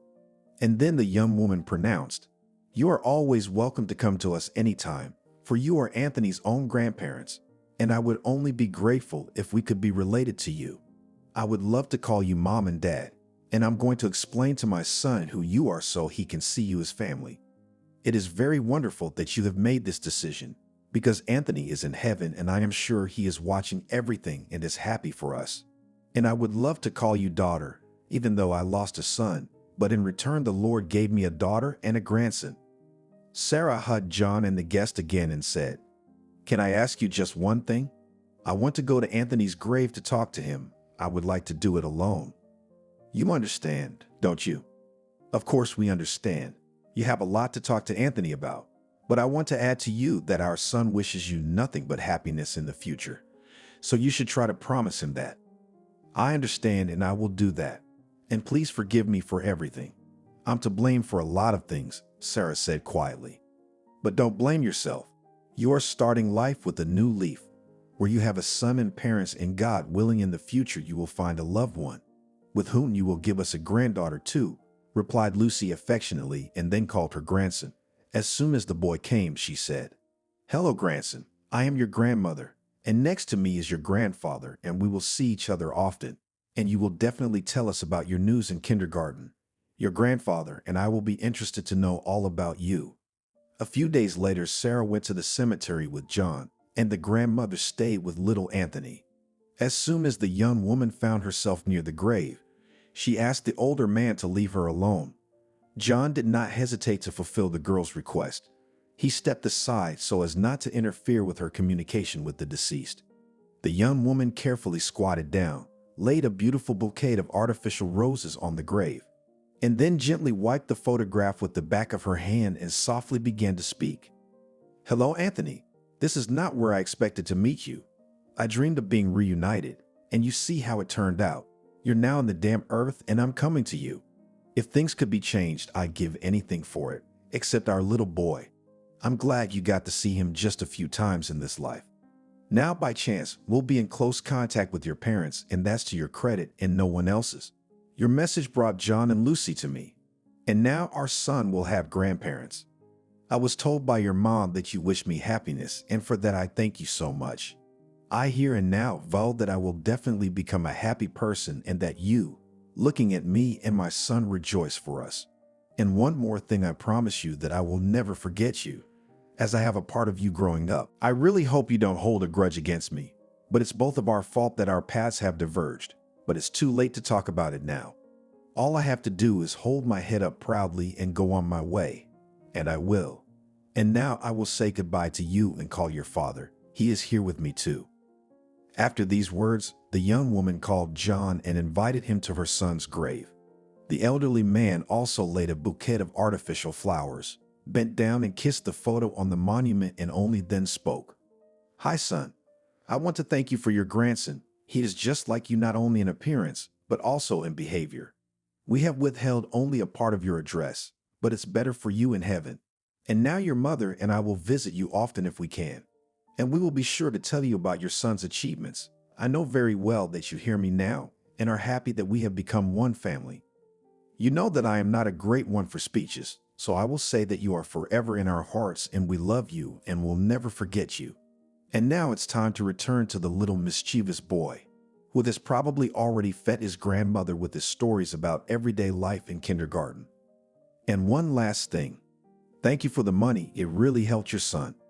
You did what you thought was right. Sometimes in life you have to make tough decisions, and you know exactly what I'm talking about right now. That's all I have to say. So I'll see you next time." John turned to Sarah and politely offered to go home. The young woman nodded gratefully and hugged the older man tenderly, whispering, "Thank you, Dad, and I'll thank my mom at home. Now let's hurry up, because the wind is picking up outside." The two adults moved leisurely toward the exit from the cemetery. Each of them was thinking about something else. Sarah was glad that she could say everything she had on her mind at the grave, and the elderly man wanted to get home as soon as possible to play with his grandson. After a while, John and the girl arrived home, where they were met by Lucy, who had time to bake a duck with apples and boil semolina for the baby. Soon the adults set the table, sat little Anthony at the table in a place of honor, and began to celebrate the reunion. After everyone had eaten, then Sarah went to Lucy and hugged her tenderly, and then kissed her on the cheek and said, "You are the most wonderful mom in the world. Your son told me so. He was very proud of you, and from now on I will only address you as Mom too. And also I want to become like you, because you are a very wise woman, and Anthony was not in vain proud of you and his father. And these are not made-up words your son told me. Thank you, Mom, for everything." Lucy had tears after these words, and she slightly audibly said, "I know that my son was a good man, and thank you too for your warm words. I really hope that you will bring up your boy also a worthy man in life. I love you, my daughter. And do not forget that you promised my son to be happy. We also want it with his father, and the promise must be fulfilled. We have such a motto in our family, so you will have to accept it. There is no other way." After that, the two women hugged each other and laughed happily. The head of the family came up to them and asked with bewilderment what he had missed so funny. Sarah, seeing the incomprehension of the owner of the apartment, laughed even more. Looking at her mother, little Anthony started laughing, and the rest of the adults followed. Once upon a time, now it seems in a past life, Angelica watched a movie about the afterlife. In it, scientists with serious faces argued about how visions on the edge of life and death can be explained from a rational point of view, and people who happened to experience such an experience inspiringly shared their experiences. Many spoke of a dark tunnel and a tantalizing selenium ahead. In front of many also flashed scenes of the past as if showing the cut from a movie. And when Angelica herself was on the threshold, a step away from death, she wondered where the gloomy corridor and memories were. She even looked around, as if it might be somewhere nearby. But instead, all she saw was a field, and what a field it was! The grasses were waist-high, lush and fragrant, mixed with flowers, as if someone had embroidered green silk with semi-precious stones. The sun was blazing, her throat was dry, and her lips seemed as if they would fall with sand if she didn't take at least one sip. Angelica stood on the bank of the wide river, and its refreshing waves gently licked her bare feet. "This is her mother," soothed. That gas the girl realized that she was dressed in a sky-blue sundress, exactly the same as she wore on her 16th birthday. "Mommy." Tears came to my eyes, and I felt so bitter that even the sky darkened and blue clouds covered the horizon. They were rapidly approaching, as if driven by a storm, but around the meadow, as far as the eye could see, not a single hedge. Angelica sat down and folded her palms in a bucket, reached for the water. Now she'll drink? No. A sharp shout made her shudder, and water spilled from her hands in glittering drops. Turning around, Angelica saw her mother, in a light chintz dress, hair curled coarsely. Mommy looked exactly as she was depicted in her youth on Angelica's favorite photo card. Mommy was strong and blooming, just like this meadow around. Angelica smiled. How good it was to see her like this. "Don't drink." Mommy didn't smile and threatened her daughter with her finger. "What are you doing here? You can't be here. It's not time yet." "Why not?" Angelica asked in confusion. For some reason, she could not remember what had happened before she found herself in this meadow. It seems that there, in this early, was very painful and scary. In general, it was not worth remembering. Angelica loved it here in the meadow. She didn't mind to stay here forever. No way. Her mother put her hands to her sides and suddenly, firmly grasping her daughter under the elbow, dragged her away from the river along the barely visible path. It's too early for you. You have to leave quickly, mumbled her mother, and Angelica followed her and understood nothing at all. She didn't want to go anywhere, but suddenly a wooden old door appeared in the middle of the field. Just a door, nothing else. Mommy, I want to stay. Don't take me back. Angelica panicked. She struggled, but her mother was unexpectedly strong. No, I want to come back to you. Don't take me back. It's bad there. Mom's face contorted with sadness and then infinite love. I know, daughter, but everything has its time. Your time to live is now. With that, Mom opened the door. It was cold and dark. She pushed Angelica hard, pressed on her shoulders, and the girl with a piercing scream toppled into this icy and somehow rumbling, like a rushing train, darkness. Archie, she's awake. Well, at last. Right? Our vitals. Excellent. We're finally pumped. So, quiet. So what if she's out of the ICU? We don't know how much brain damage was done. The voices belonged to one woman and two men, and all the fuss they made around Angelica was tiring her. She was much better. Where is it? The vision of the meadow by the river melted rapidly, like a morning fog, and Angelica remembered, understood. Her body was pierced by such pain that she cried out, tried to flounder desperately, but there was no strength. She opened her eyes and immediately clenched them shut, groaning, the room spinning upside down. Angelica, can you talk? It's okay. Calm down, please. You're safe. She was still opening and closing her eyes, turning her head, feeling the softness of the pillow. Gradually, the room stopped spinning and shaking. Gradually, the world became familiar. Angelica realized that she was in a hospital. Sensors beeped, wires stretched to her arms, bandages on her arms, and below the waist, what seemed like thousands of snakes stinging. I think she complained out loud about that last one. There were 2 doctors and a nurse at her bedside. They all looked anxious, but also cheerful. They spoke one by one, explaining that her life was in no danger, that she was saved. And the boy, Angelique would have jumped up on the bed if she had more strength.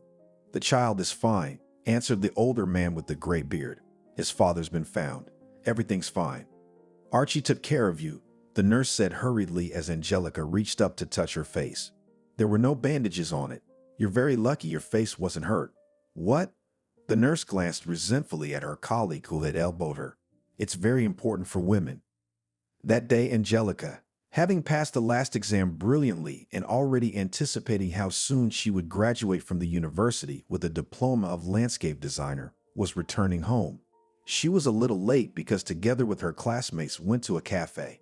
Naturally, Angelica didn't forget to call Barry to tell him that she couldn't visit his parents today.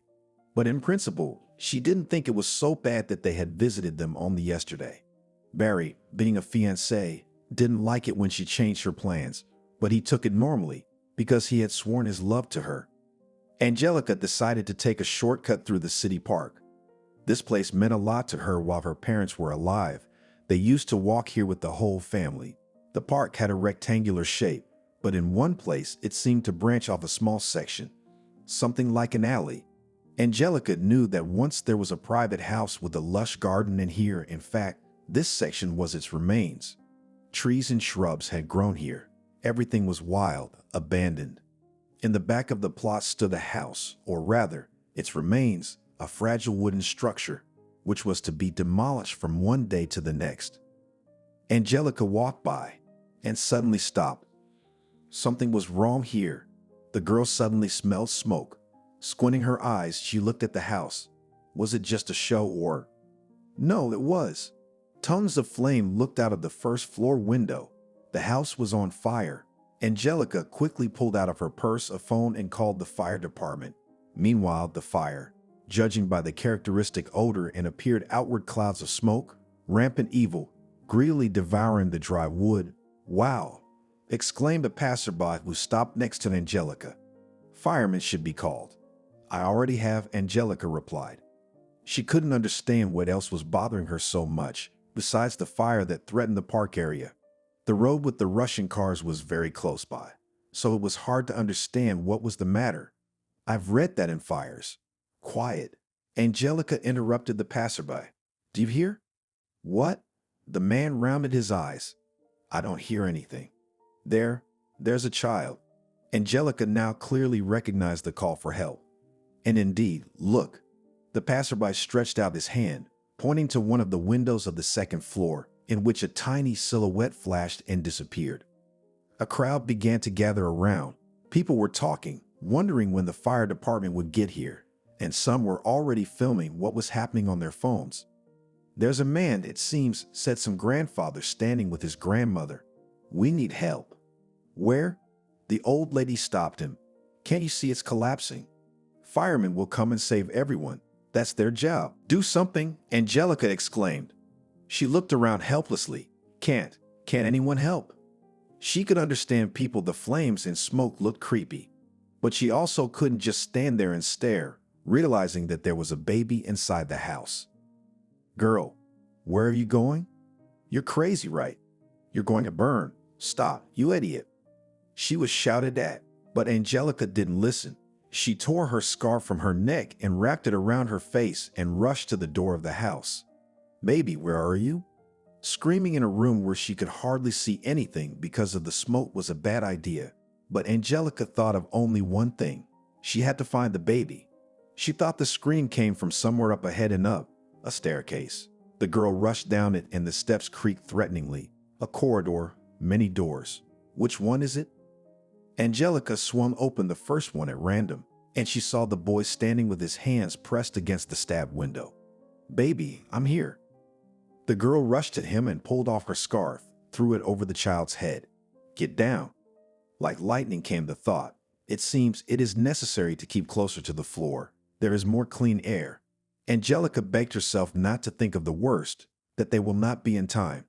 She heard from the street came the howling sirens of fire engines, which meant, come on. She hoarsely encouraged the child and coughed hoarsely. How did the kid of 5 years old find himself here? Where are his parents? However, all thoughts that can distract from survival here and now away. Again the stairs. This time the steps did not creak. They just fell under the feet of those who were walking. Angelica, shrieking, pushed the boy forward down to where the exit from the house, freedom, life itself was already visible. "Run!" she shouted and struggled to get out of the trap. Legs from below as if dipped in lava, and Angelica realized with horror that it seems that the fire started in the house in several places at once, including the basement.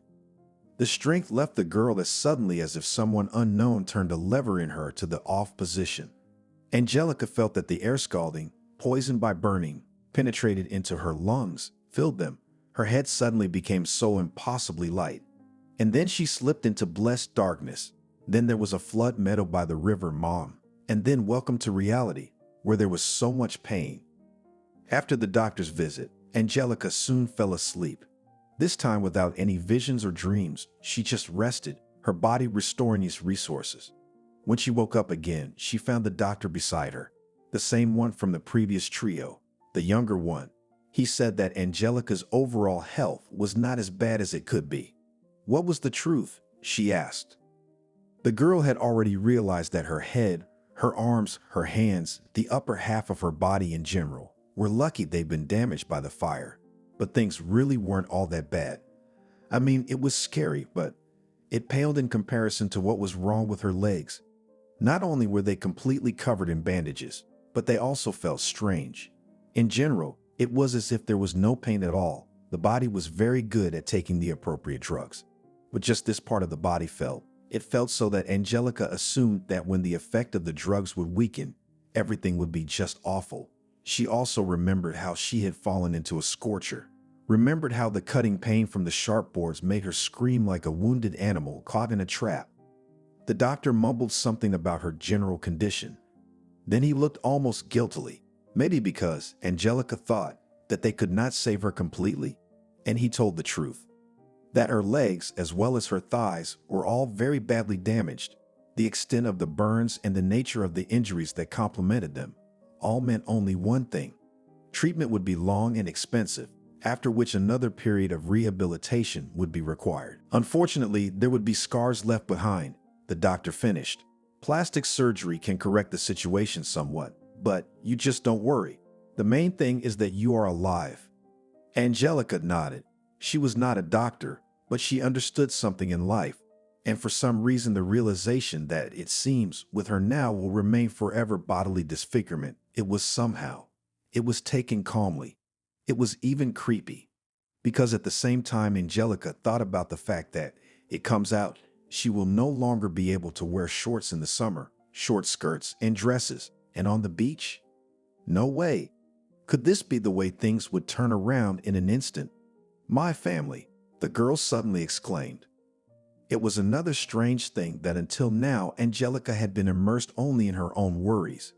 And now she thought that her relatives must have long ago rushed to look for her and worried. There was a foam in your purse, the doctor smiled, and in it was an address book. Your family has already been contacted and they know what happened to you. Angelica felt two feelings, relief and confusion, because where's everyone? Not that she thought that near her bed should stand frightened loved ones with flowers and bags of oranges, but it had been hours since she came to her senses. She was not in the intensive care unit, and judging by the selenium outside the window, it was daytime. Hence, she just waited. She thought it would be natural for someone to come to her. And as if the universe answered her pleas, he entered the room. Barry. Honey, hi. The groom's lips trembled. His eyes expressed all the pain he felt at seeing Angelica in front of him. Barry. Angelica smiled. How are you? He entered the room and took her hand. Doctor, what's wrong with her? The doctor cast a glance at Angelica as if to ask who this is and how do you, patient, feel about being told about your condition. Barry is my fiancé, the girl explained. What were you doing there? Asked Barry sternly. Angelica was used to the fact that her lover's moods changed frequently, but still these changes often took her by surprise. And now she was a little offended. Could he not be a little more affectionate when she was in such a state? You'd think the firemen wouldn't have done their job. Barry, there was a baby. I heard it, snorted the boy mockingly. So what? He wasn't worth the fact that you nearly burned to death. But you were lucky. He gave her an attentive look. He wrinkled his nose and she realized he appreciated what her hair had become. It will grow back. Angelica smiled timidly. All the fear she had endured in the burning house was now receding, vanishing. She felt safe and at peace because he was Barry, her favorite, most dear man. They had met only a year ago, but from the first meeting, it seemed that they had known each other forever. Barry was Angelique's first love. She confessed it to one of her friends, and she wondered if Angelique was too old for first love. It's usually experienced earlier than 20-somethings. What does it matter when it comes? Laughed the girl. The main thing that I love. In general, Angelica did not grow up quite a recluse. There had been some light romances in her life before Barry, but nothing that would make her heart sink and make her seem the happiest on Selene. Archie, Angelica looked helplessly at the doctor. Please explain what's wrong with me, because I didn't understand anything. I realized that I was burned. You speak clearly. I just don't understand all these terms. Of course I'm sorry. Archie was embarrassed. Once again he was wrong, because his more experienced colleagues told him that he should not pour terminology on patients, that a good doctor should be able to convey everything in understandable words, and Archie really wanted to be a good doctor. Archie spoke up. He tried not to give negative prognosis and to give hope. He did not forget to add that Angelica's condition was excellent, and then he talked about the fact that the possibilities of modern medicine allow. So you're saying she's going to stay ugly? And what's there? Barry pointed his finger at the blanket that covered Angelique. It's gonna be a burned, wrinkled mess? I didn't say that. The doctor swallowed nervously. He was young, of course, but he knew all sorts of reactions of relatives and friends of patients to reports of injuries, necessary treatment, and so on. And what was going on with Barry? He didn't like it at all, because ever since that guy had been explained what had happened to his fiancée, he had changed. Barry, what are you talking about? Angelique said, confused. I'm alive. And the scars, there's plastic surgery now. Yeah? Barry stretched out. How much is it? Archie announced the cost and Angelica's fiancé whistled. You can buy an apartment in the center and a car with that. Now he looked at his fiancée coldly, evaluating. And a dozen of these women. No, I did not sign up for such a thing. That's it. There's not gonna be the wedding. Barry. Angelica felt dizzy. Her fingers frantically crumpled the blanket. My darling, don't get hysterical. Mary jerked away the hand that Angelica had tried to catch him with. I was going to marry a normal woman. His face contorted with a nasty grimace. I didn't have time for you. And now it's over. Mary pointed with his eyes at the same blanket under which Angelica's body was. What kind of pervert goes in there when it's like a roast pig? That's it. Shut up. And don't call me. He left the room, pushing a nurse with his shoulder on the way, who almost dropped the tray on which she was carrying food for the patient. Angelica stared silently at one point. At first, she really wanted to cry. But then, not a single tear spilled from her eyes, as if the flames that had devoured the house had belatedly reached her now, drying up her tears. Angelica leaned back on the pillows. Please leave me alone, she asked the doctor, who was about to say something. We'll leave you. You'll rest, you'll sleep. Naomi, a nurse of 20 years' experience, came into the room. In general, she did not work in the burns department, but having heard about the heroine she had come to visit once again, she took it upon herself to bring her lunch. In general, theoretically, Angelica slept through lunch, but Naomi went to the canteen and brought everything. She also saw to it that she told her friend in the kitchen to put a bigger and tastier piece of fish in this particular portion.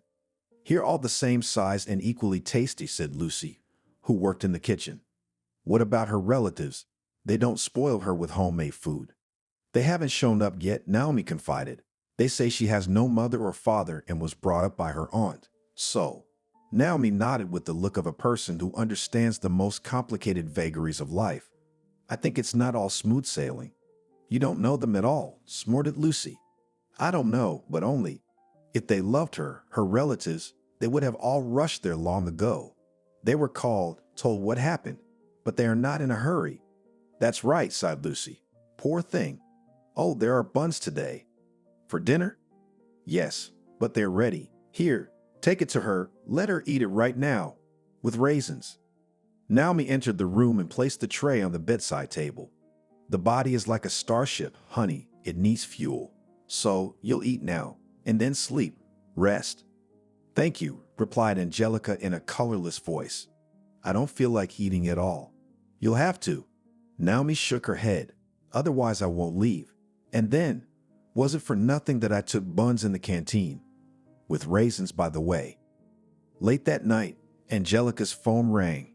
She picked it up, carefully brought it to her ear so as not to touch the bandage. Angelica, you're alive. It was the sonorous, singing voice of Sonia, her best friend. Of course, alive if I'm talking to you. I'm in the village at my grandmother's.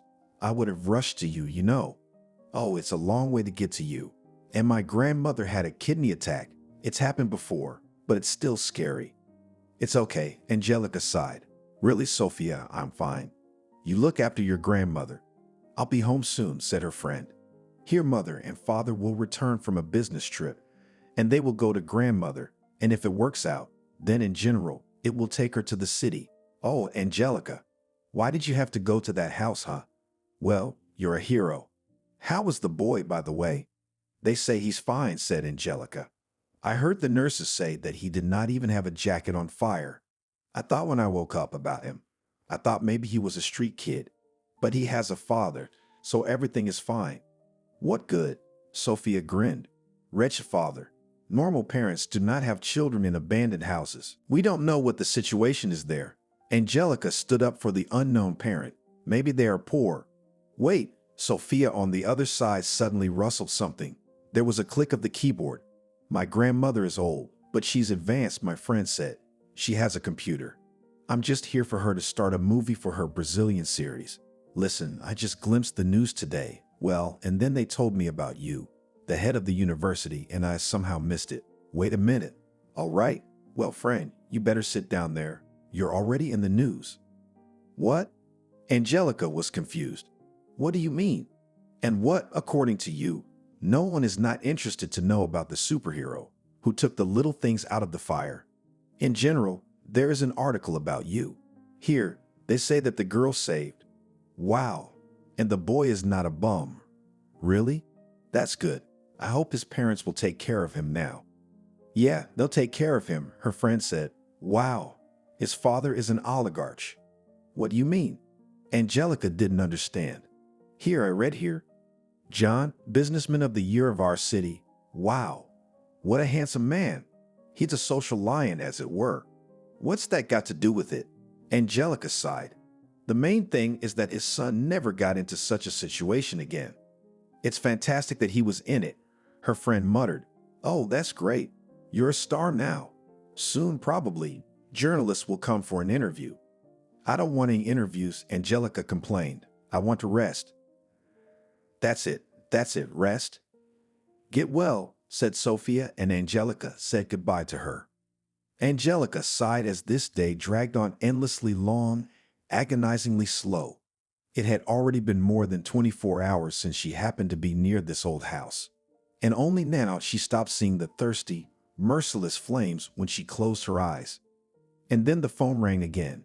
Angelica frowned. It was Julia calling, her distant relative and the person who had been Angelica's guardian since her parents had died in a car accident.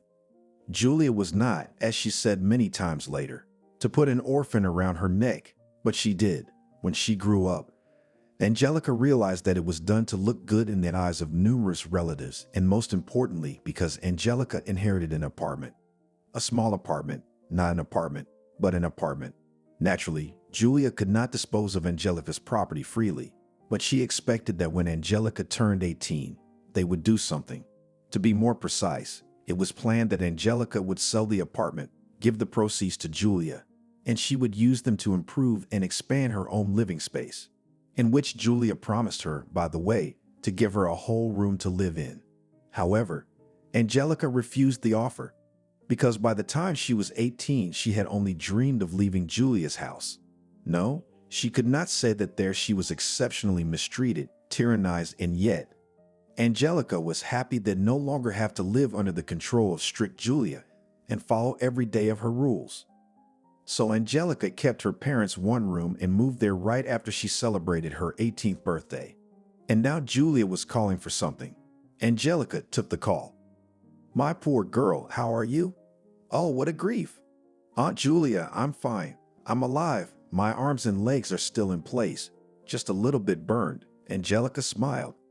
Auntie asked about her health, apologized for not visiting her yet, because it so happened that the youngest in the family grandson, Julia, fell ill, and the eldest is in big trouble at the university, threatening expulsion.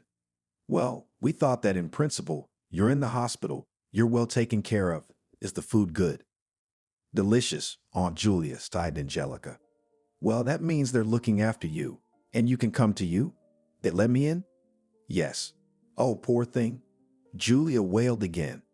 She talked about how it was a hard blow, but they, as a family, had to stick together. You're an invalid now. What? Angelica's eyes widened. No, Aunt Julia, it's not that bad. It will require, of course, treatment. Move in with us, the relative said hurriedly. You can't live alone, in your condition. Expensive all this, of course. Aha. Angelica tried to move her leg and immediately grimaced at the sharp pain. And how she would walk, she had no idea. Julia kept saying that the treatment was expensive, that now Angelica would need everything. Then she transferred to the fact that they, of course, will help their relatives. But only they themselves are in money trouble, which means we need to urgently sell the apartment. Your place, Angelica, now just at a good price can go. We'll sell it, put the money on the account. Well, you, of course, a little. And me. Julia announced her proposal cheerfully, as if it had already been approved and could not be canceled. I'll take care of you. I can't quit my job, but I have a friend who will help as a nurse. I'll buy you everything you need, Anne. Aunt Julia. Angelica tried to speak politely but firmly. Thank you for the offer, but I'm not going to sell the apartment. Why would I do that? On the other side there was silence, diluted by Julia's unhappy sniffing. Angelica thought of a snake hissing, and immediately the girl gave herself a mental backhand saying, well, what kind of nonsense? What kind of insults to relatives? Don't you realize that you have no one? Julia said in a ruthless tone, you're ugly now. What's your future? You won't get married. You'll be alone all your life. Me, my family, that's all you've got. You think I don't know Barry's gone? I know everything, honey. Men, they love eyes and hands. What kind of pervert would touch you now? So, Think. You can still do the right thing. You'll finish the institute, go to work. We'll live together as a family. Catherine gave birth, you'll be her nanny. You won't have children of your own, understand? Because men will shy away from you when they realize you're crippled. So come on, agree, or else. You'll die alone and only 40 cats will be around you. Aunt Julia. Angelica suddenly felt so funny that she couldn't hold back. 40 cats is such a tired joke. It's embarrassing to say that. You say I'll be alone? Well, better alone than with a family like yours. You think I left you by accident when I turned 18. I was sick of you. I couldn't stand it. You know. Angelica wiped the tears from her eyes. The doctor says that I need peace. So do not call me anymore, and especially don't come here. I thought that after all, we are related people. And you. Having finished talking, Angelica leaned back on the pillow and closed her eyes. How tired she was. But no matter how tired she was, she had to hold on. She dozed off again. In the evening after dinner, she remembered that she had seen missed calls on her phone, but because of the snake-attacking conversation with Julia, she had overlooked it. Now Angelica called them back. There were several classmates and teachers, the rector. They expressed sympathy, wished her a speedy recovery. The rector said that his wife was a medic, well-versed in medicines and could help. Look for where to sell the necessary drugs. Angelica thanked him and said that so far she seemed to have everything. Actually, the doctor had already recommended some medicines, but the girl was just embarrassed to burden outsiders with her problems. Angelica, we're here to see you. Only now, today, we found out. Angelica smiled. She came to visit the guys from the Institute, Austin, Alice, and Steve. All heard to you. Austin winked and held out a bouquet of pink hyacinths. For a positive mood. Here's more, he rustled, taking out juice, candy, a package of sliced cheese, a bag of fruit. Soon there wasn't enough room on the nightstand by the bed. Guys, why so much? Oh, it'll fall. Angelica caught a pack of almond cookies that almost fell on the floor. Thank you so much. Steve sat back in his chair, put his foot on his leg, and looked around the room with a serious look. It's a nice suite. Are you getting discharged soon? The doctor says in a couple of weeks or so. We talked some more about how things were going at the university, about what to do next. Angelica, when her friends left, felt happy. After all, no matter what evil Aunt Julia fantasized, she was not alone, so she'll get through this somehow. The next day, Dr. Archie carefully reported that journalists wanted to talk to her, but he did not let them in, saying that visiting relatives is one thing, and communication on disturbing topics is another and can be harmful to a recovering person who needs peace. Thank you, thanked Angelica, who didn't want to talk to the press at all. Because what's there to talk about? Well, I saved a boy. So what's next? Let the kid live well and let his father or whoever else he has in his family not allow anything like that. The doctor left. Angelica could not allow herself to sleep on her side. On her back was tiresome and seemed terribly uncomfortable. But she had to put up with it, close her eyes. What is this? She was jerked out of her slumber by the nurse's indignant voice. Visiting hours are over. Man, stop right there. You're not supposed to be visiting now. I'll call the guards. Then the nurse was silent and a male voice unknown to Angelica quietly addressed her, and then its owner appeared in the doorway of the room. Wow, Angelica thought, how spectacular. Generally, she was not fond of male appearance, but this stranger made an impression. Tall, brown-eyed with a masculine chin and a light stubble, dressed in a business suit, but snow-white shirt unbuttoned exposing the sharp articulation of the collarbones and a gold chain. The last detail of the image seemed terribly funny to Angelica. She thought that gold chains were worn only by gangsters of the 90s. The girl could not resist and laughed, snorting not gracefully at all. It would be necessary, Angelica thought, to ask the doctors if the medication she was given had a side effect in the form of an inappropriate sense of humor. The stranger raised an eyebrow questioningly. What was so funny about him coming into the room? But he didn't ask anything about it, instead introducing himself as John and adding that he was the father of the rescued boy. Yeah, Angelica smiled. Hello, how is he? Jacob's fine. You saved him. I don't know how to thank you. He stepped closer, and Angelica lowered her eyes in embarrassment. She wasn't used to being thanked for anything, and even now it seemed unnecessary. And besides, she couldn't bear to look into his piercing brown eyes. How strange it was. Definitely, she thought, definitely, it's all this perception of reality. It's because of the experience, and maybe it's because of the medication after all. And then she said something she didn't mean to. You better watch your son, Father of the Year. John arched an eyebrow again. Actually, I wasn't the one who looked after him. All the more reason. Angelica pounded the bed with her fist. It's dangerous to leave your children with strangers. And where was his mom? We don't have a mom. A gloomy shadow slid across the man's face, but it disappeared immediately. She died when he was born. Oh, Angelica's cheeks flushed. I'm sorry. I sympathize. It's all right. It was a long time ago, he said and stepped closer. Unfortunately, the nanny was negligent, but it's my fault too. I should have chosen my staff more carefully. And you? How are you? His gaze seemed to explore her from top to toe. Angelica wanted to say that she was fine, but that would be a lie. She didn't regret for a moment, not for an atom, that she had saved the boy, but she just couldn't deny that she had suffered a nightmare. It had ruined her life. She had been abandoned by the man she loved.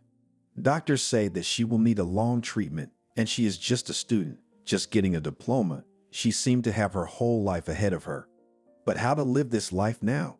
She is now. The fiancé and Aunt Julia were right. She has become ugly. How can she walk and live with her legs like that? Why did this happen to her? Angelica poured out her soul, her thoughts, her fears, and her pain. She cried and talked. She sniffed her nose and wiped it with the corner of the sheet. She roared heartily and was not ashamed of it at all. At last, apparently attracted by the sounds of hysterics, the very nurse who had been present at Angelica's awakening appeared in the room, as well as the two doctors. Angelica, through a veil of tears, realized that they were insisting that the visitor leave because the patient clearly had no time to talk. She saw how the man, this John, was looking at her and what was reading on his face. Pity for her. And it made Angelique weep more than ever because it made her feel ugly. Then John left. The doctor brought her water, offered her some sedatives to drink, and she agreed, and then she finally fell asleep. The next day, when breakfast was served, Angelica finally stopped being so immersed in herself and even talked a little with her roommates. They had gotten to know each other earlier. There were two of them, a woman in her 50s. Her name was Maria. Both of her hands were injured. She had knocked over some soup from the stove when the kids were spinning under her feet. Fortunately, the children were not hurt. The second was a young Selena. She was unlucky when they went out into the countryside to barbecue someone who did not know what splashed into the fire to ignite the flame hotter, and it went up in a wave. The one who splashed managed to bounce, but Selena did not, and she suffered left side, shoulder, and part of the back.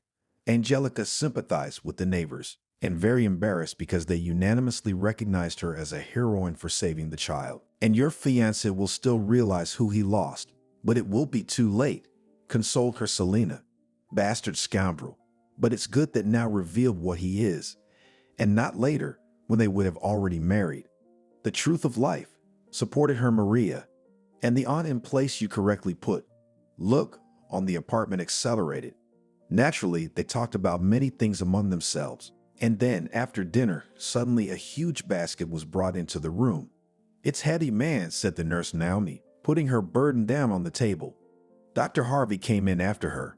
Is that for me? Angelica stared in amazement at the fancy mountain of flowers and exotic fruits. Is anyone allergic to flowers? Naomi asked. We don't have a vase, sorry. And there's a base with artificial moist soil in the basket itself, Angelica said, looking inside. But who's it from? From the boy's father, the nurse explained. What a luxury. He paid for all the drugs you were prescribed, Harvey said. That's a manly thing to do, said Maria, who, together with Selena, was curious about the rich gift for their neighbor. Angelica did not know what to say, and then the doctor added something that almost made her speechless. It turned out that John asked him to recommend which private clinic Angelica should go to for quality treatment after she was discharged from the hospital. John decided to pay in full for everything she might need in the future, including the services of a plastic surgeon. And he also gave her his cell phone number to call if she needed anything. But I, Angelica whispered, you know, pride is a good thing, Harvey sighed, adjusting his glasses. But if I were you, I would agree. Understand, you are really very seriously hurt. Burns and injuries seriously affect your quality of life and your abilities in the future. And since this man feels it's his moral obligation to support you, I think it's foolish to refuse. Say yes, Maria said quietly. I remember when I went with my first, I fell on the ice in winter. The bruise was the entire 5th point. And what do you think? My husband-in-law, at least take pity, at least bring ice cream or Apple's favorite. But no, only grumbled that I say in hospitals lying around. Why? I had to look at the preservation after all. The fall was not serious. In general, he grumbled that I couldn't manage the household alone. At him. And here, no, Angelica, definitely do not dare to refuse. I agree, sighed Angelica and reached for the basket. She chose one fruit, pink, funny, with scales, and remembered how it is called dragon fruit. Girls, help yourselves. And you please too, she smiled at the doctor and the nurse. Lying in the hospital, of course, was no fun at all, but soon Angelica got used to her new routine. It turned out that the food here was also not bad, and also, with the help of Selena, once ordered a pizza courier was not allowed beyond the threshold of the hospital for some reason, but the same nurse ran for the order, and she, of course, treated. Doctors said that Angelica's body was recovering at an astonishing rate. Soon the girl could even walk a little, but had to lean on crutches. And the awarding of diplomas solemn, she, unfortunately, realized that she would miss. One day a woman came into the ward. Angelica did not pay much attention here, often went to visit her neighbors. The girl leafed through a fresh issue of a magazine on floriculture, indulging in dreams that someday she will have a cottage, where she will be able to create a magical garden, where there will be everything she loves. Angelica, a stranger stopped by her bedside. My name is Betty. I'm from Glamorous City magazine. Can we talk? Hello, said a confused Angelique. But you're a journalist, and no, I'm sorry, but it's hard for me to think about the fire. And then, I didn't do anything like that. Actually, we already did a story about that fire. The woman pulled out a chair, sat down on it, took out a smartphone from her purse, and clicked something on it. You don't mind the tape recorder? I do. Angelica struggled to sit up on the bed. The unknown lady started to adjust the pillow under her back. Don't, I'll do it myself. Angelica waved her hands.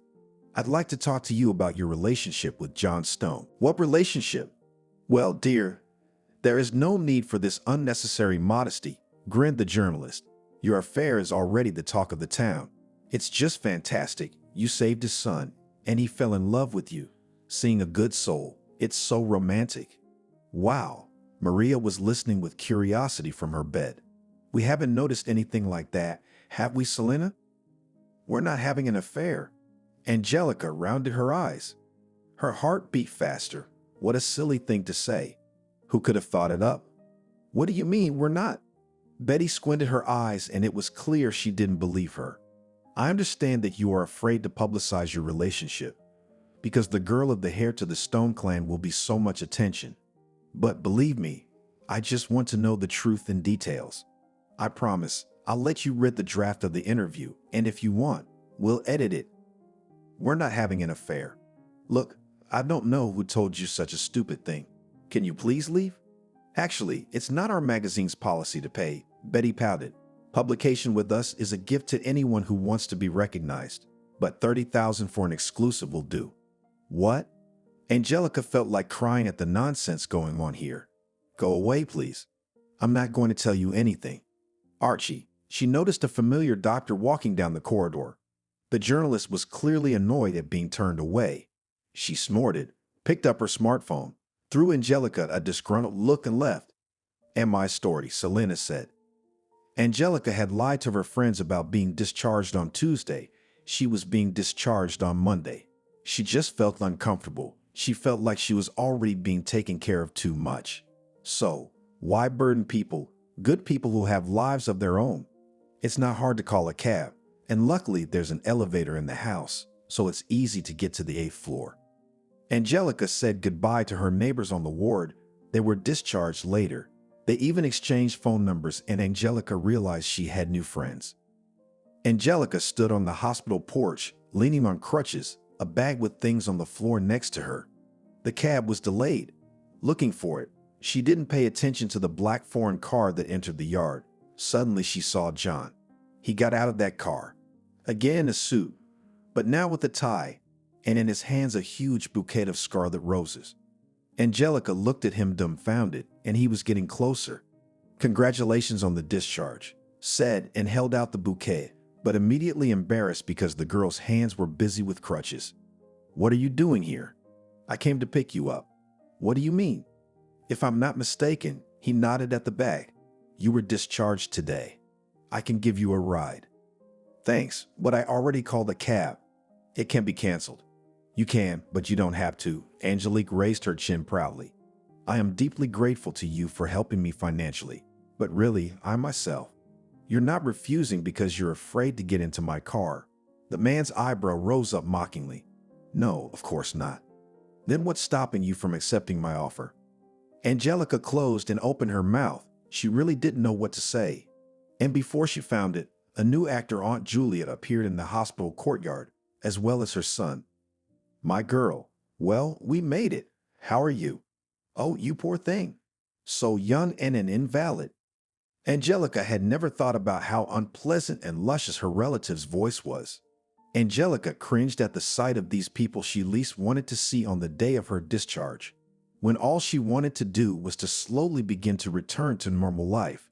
And then Angelica was shocked because Julia had decided that she was going to live with them, because there's no way an invalid could live on her own. "I'm not going anywhere," Angelica replied sharply.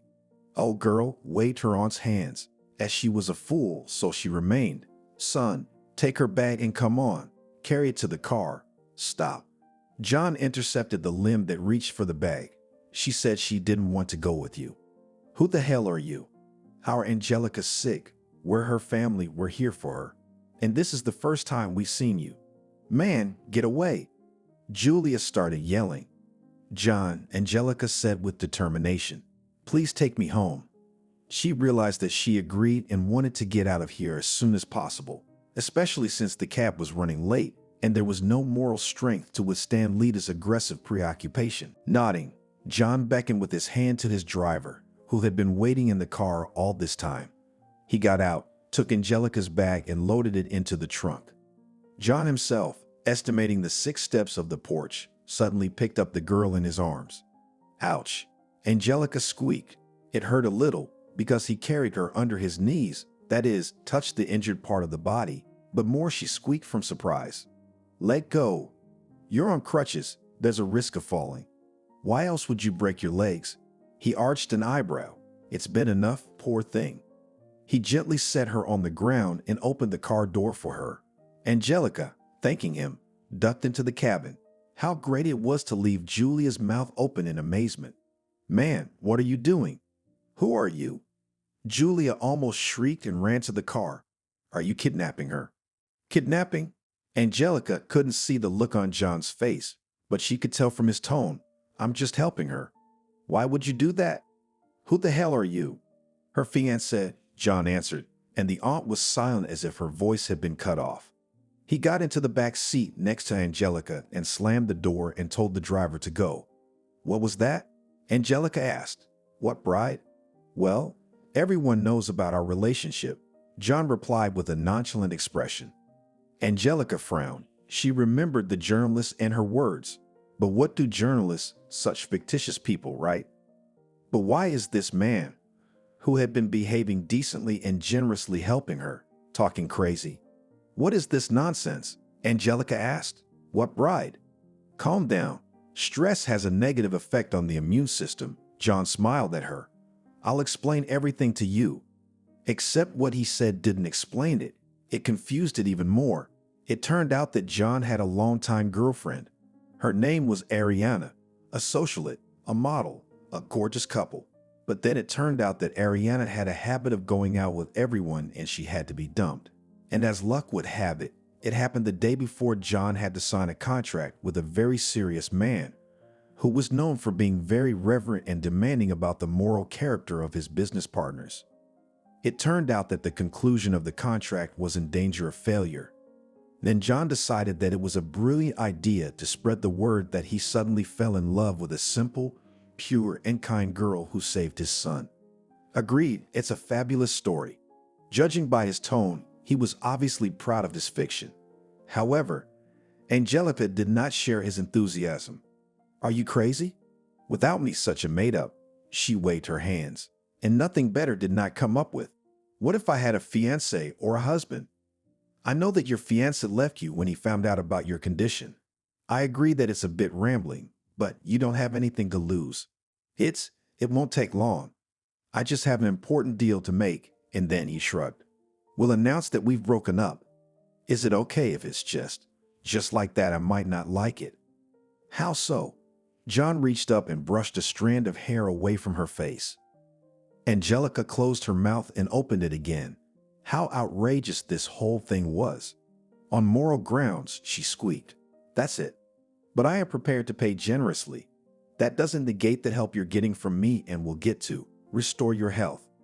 Angelique had an itch to slap someone, but then John named the amount. I'm not for sale.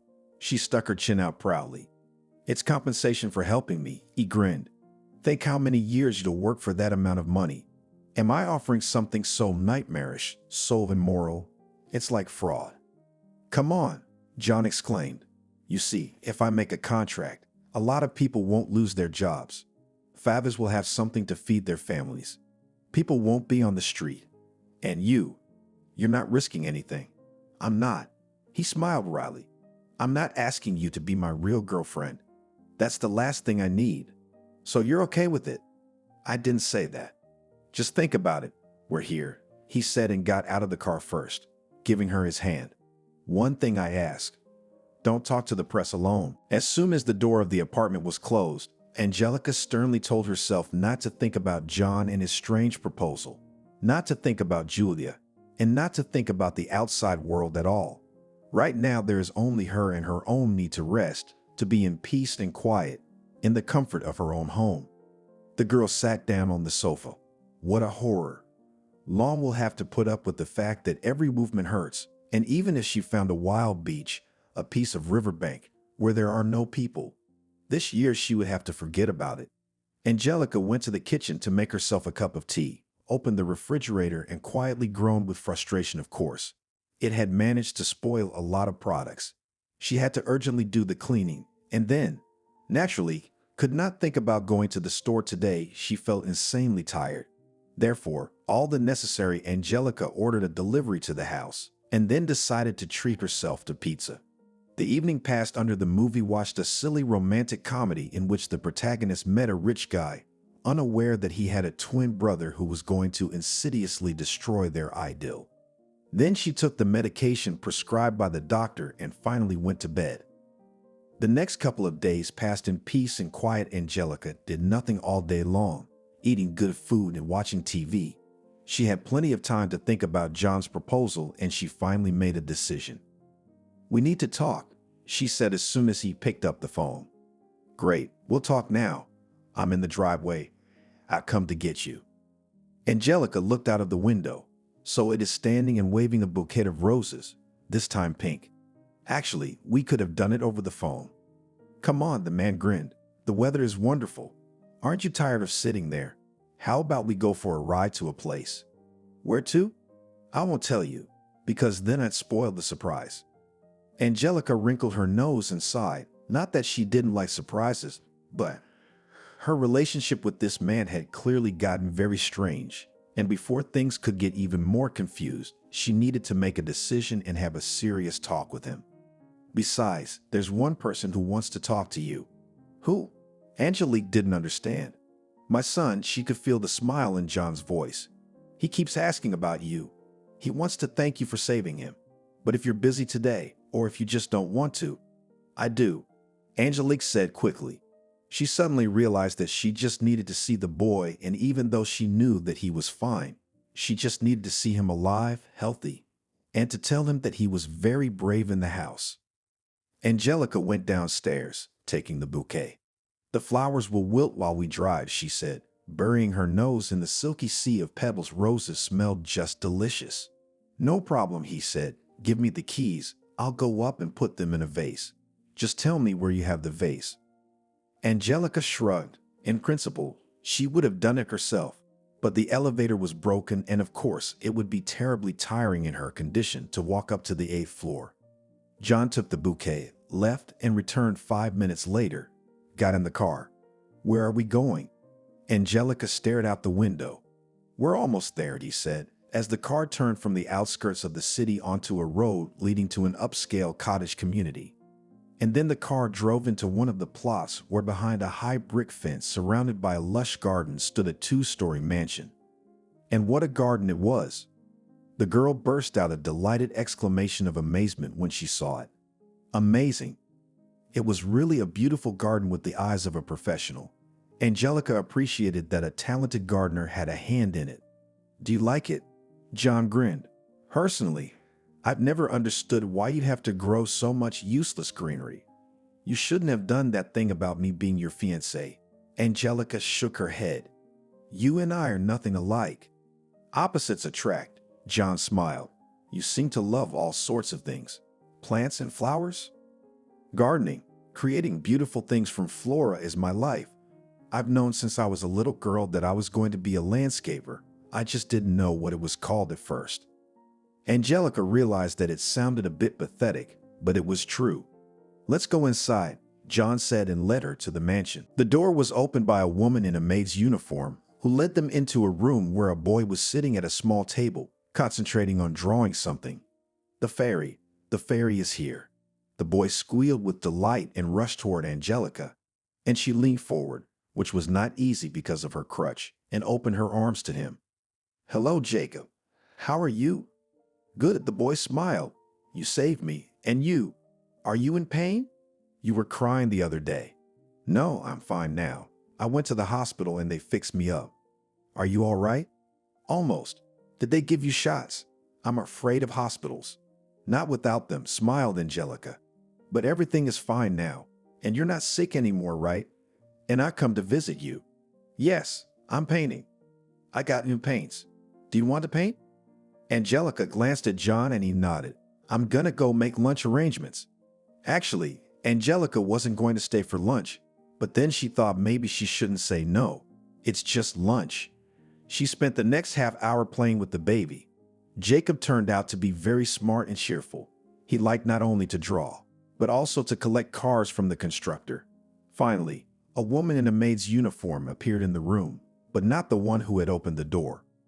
You'd have to put the toys away when you've played, she told Jacob, and the boy reluctantly but obeyed. Are you his nanny? Angelica asked, taking the woman aside. Yes, my name is Sophia. I was hired after the accident. You mean the fire? The woman gave the boy a sympathetic look. He was so scared. You're a hero. Oh, but don't please. Angelica waved her hands, who still couldn't be embarrassed by expressions of gratitude. Sophia understood and stopped, and then shared something with the guest. It turned out that on that fateful day, the boy was out for a walk with Nanny and Ariana. According to the nanny's story, Jacob had a fight with his father's ex-girlfriend and decided to run away from everyone when they were in the park. He managed to sneak away, to get lost, and then he decided to crawl into an old house. Homeless people sometimes went there, and as it was later suggested, it was probably a homeless man who threw a cigarette there carelessly, or maybe he decided to make a fire for some reason. In short, the whole terrible situation arose as a result of coincidence of several events. Sophia also said that John was furious when he found out what had happened. He fired the nanny and broke up with Ariana, realizing that she was the one who had driven the child to tears that day in the desire to run away. Excuse me, there's another maid in the room. Mr. Stone invites you to the table. Jacob, shall we go to dinner? Angelica called out to the boy. I don't dine with Papa, he replied gravely. I only eat breakfast on weekends. I eat in my room. I have a small table there. I'd eat with the nanny. And there is a teddy bear, a bunny, a robot, my favorite toys. Angelica sighed. She just couldn't understand this method of upbringing. How to feed a child separately. When she was little, she always ate at the same table with her parents, and when they came to visit, she was not kicked out. No, still this John, despite what he had done for her, did not like it. When Angelica entered the room, or rather the dining room, she was very surprised, because besides John, there was another person there, a man of some years. "My dear, let me express my admiration." He stepped to her, caught her hand, and kissed her gallantly. "In our time, in such an act, you restore faith in the fact that today's youth is worth something. I'm sorry." Angelica was a little speechless, and also a little angry because she was really tired of being praised so often for what had happened. "You haven't introduced me to your lovely fiancé yet, have you? How can I ever do business with you in such a case?" In a reproachfully jocular tone, the elderly stranger addressed John. "I apologize for such an oversight." John smiled. "Honey, let me introduce you to Michael, my business partner, the one who will give our company a second wind." From John's meaningful look, Angelica guessed that this was the man for whom he had started this whole adventure to call himself her fiancé. "Very nice to meet you," Angelica said. She felt resentment, indignation. Yes, John had helped. He had lent a helping hand when he knew how she had been hurt, but he had not done it out of the blue, but because she had risked herself to save his son. But he thinks that if he puts her in that position, she'll play along with him. "I'm sorry, I have something to tell you." Angelica didn't move from her seat when John invited her and his guests to the table, which was already lavishly, restaurant-style, set for dinner. "I'm not John's fiancé." Michael looked rather shocked. He turned to John. He was shocked too, and Angelica realized he hadn't expected her to be so frank. He must have been 100% sure she would play along. But Angelique just couldn't do that. She hated lies with all her heart, and she said many other important things. That John had put it to her that he wanted. No, that he had decided that she would pretend to be his fiancée. "I don't know why he did it." Angelica raised her chin proudly, "maybe because she thinks she can buy me. And you know what?" Now she turned to John. "I'll pay back all the money you spent paying for my medicine. And I'm not taking a penny from you. Yes, I need treatment, and I'll probably need a plastic surgeon too. But I can do it on my own. I'll find the money. I'll earn it eventually. I'll take out a loan. But I will not participate in such dirty games." "I'm sorry," she said to Michael, and left the room. Fortunately, the door from the dining room led the girl straight into a spacious hallway, the antechamber of the mansion, so she found her way out without getting lost.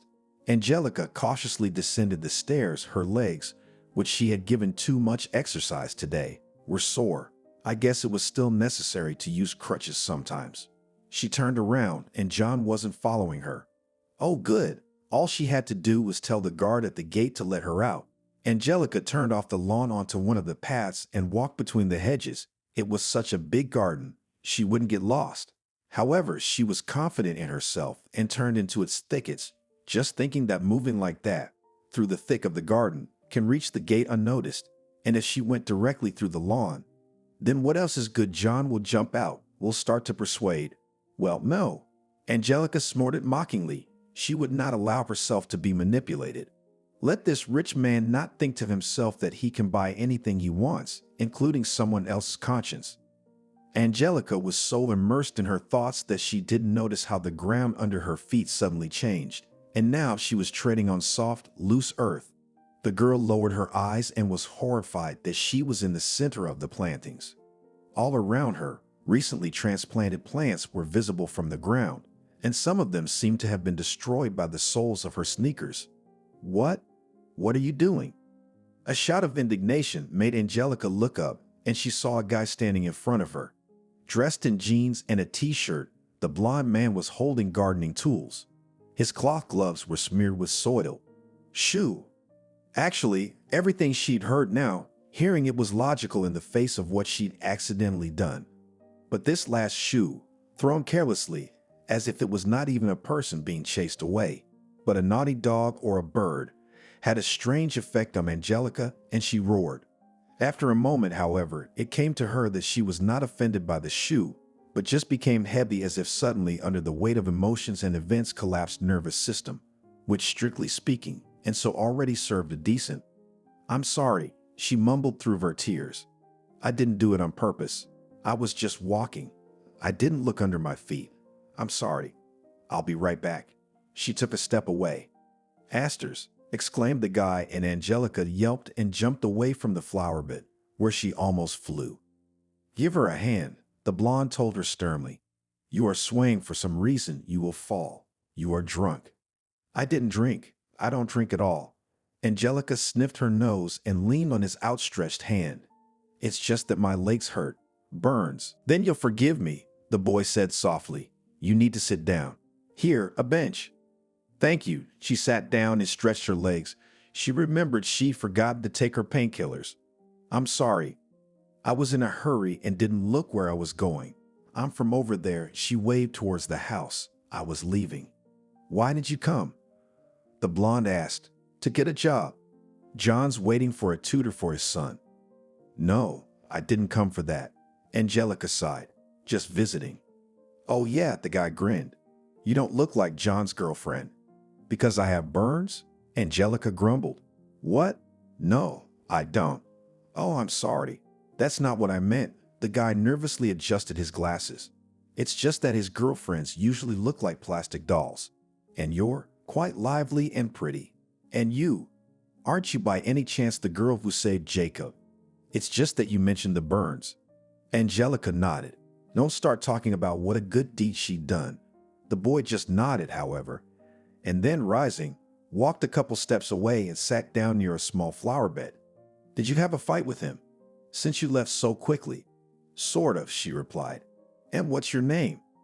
Alexander. The guy smiled, and Angelica thought that his eyes were also brown, a little like John's, but they looked, it seemed so, 1,000 times kinder and warmer. Do you work here? Are you the gardener? You guessed it. Yes, this is all my property.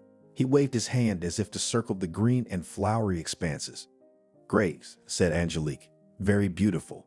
The alpine slide is very original. How did you guess to combine succulents and fescue in it? That's so bold. But the colored pebbles, sorry, distracting. It's a very bright accent. You know about gardening? The guy arched an eyebrow.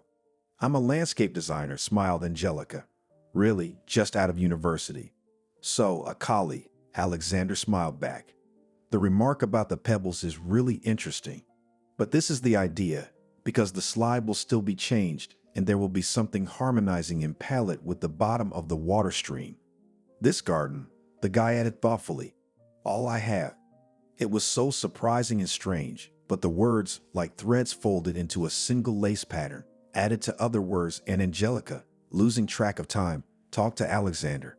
He was 25 years old. He had also received the education appropriate to his business. And now he was ready to seriously transform the garden by removing something, leaving something, and of course creating something completely new. Angelica was not inclined to tell much about herself at the first meeting. But with Alexander it was different, and she did not notice that she opened up as she allowed herself only with her best friends. And then, of course, the day itself reminded how much time they had talked. The sun was already slipping towards sunset. After saying goodbye to the gardener, Angelica returned to her previous route and soon left the grounds of the mansion. No one tried to stop her, and it looked as if John hadn't even come out to look for her when she left so quickly. So let it be, Angelica decided. Let them finally parted. She could live without his financial help. When she got home, Angelica had dinner, read a little, and went to bed. Waking up in the morning, the girl looked at the clock. 10 in the morning. Yesterday's day was hectic, nervous, tiresome, and she had slept so well. However, of course, it also affected her health. Angelica had already begun to accept the fact that her life would never be the same after what had happened. Having cleaned herself up a little, she went to the kitchen, where she prepared a breakfast of cornflakes with milk. At breakfast, Angelica habitually tucked into her smartphone, browsing through her social networking feeds. The smartphone beeped with a bird's trill notifying her of a new message. Angelica opened it. It was a text message from the bank. It said that a very large amount of money had been credited to her account. The girl froze over a bowl of breakfast cereal.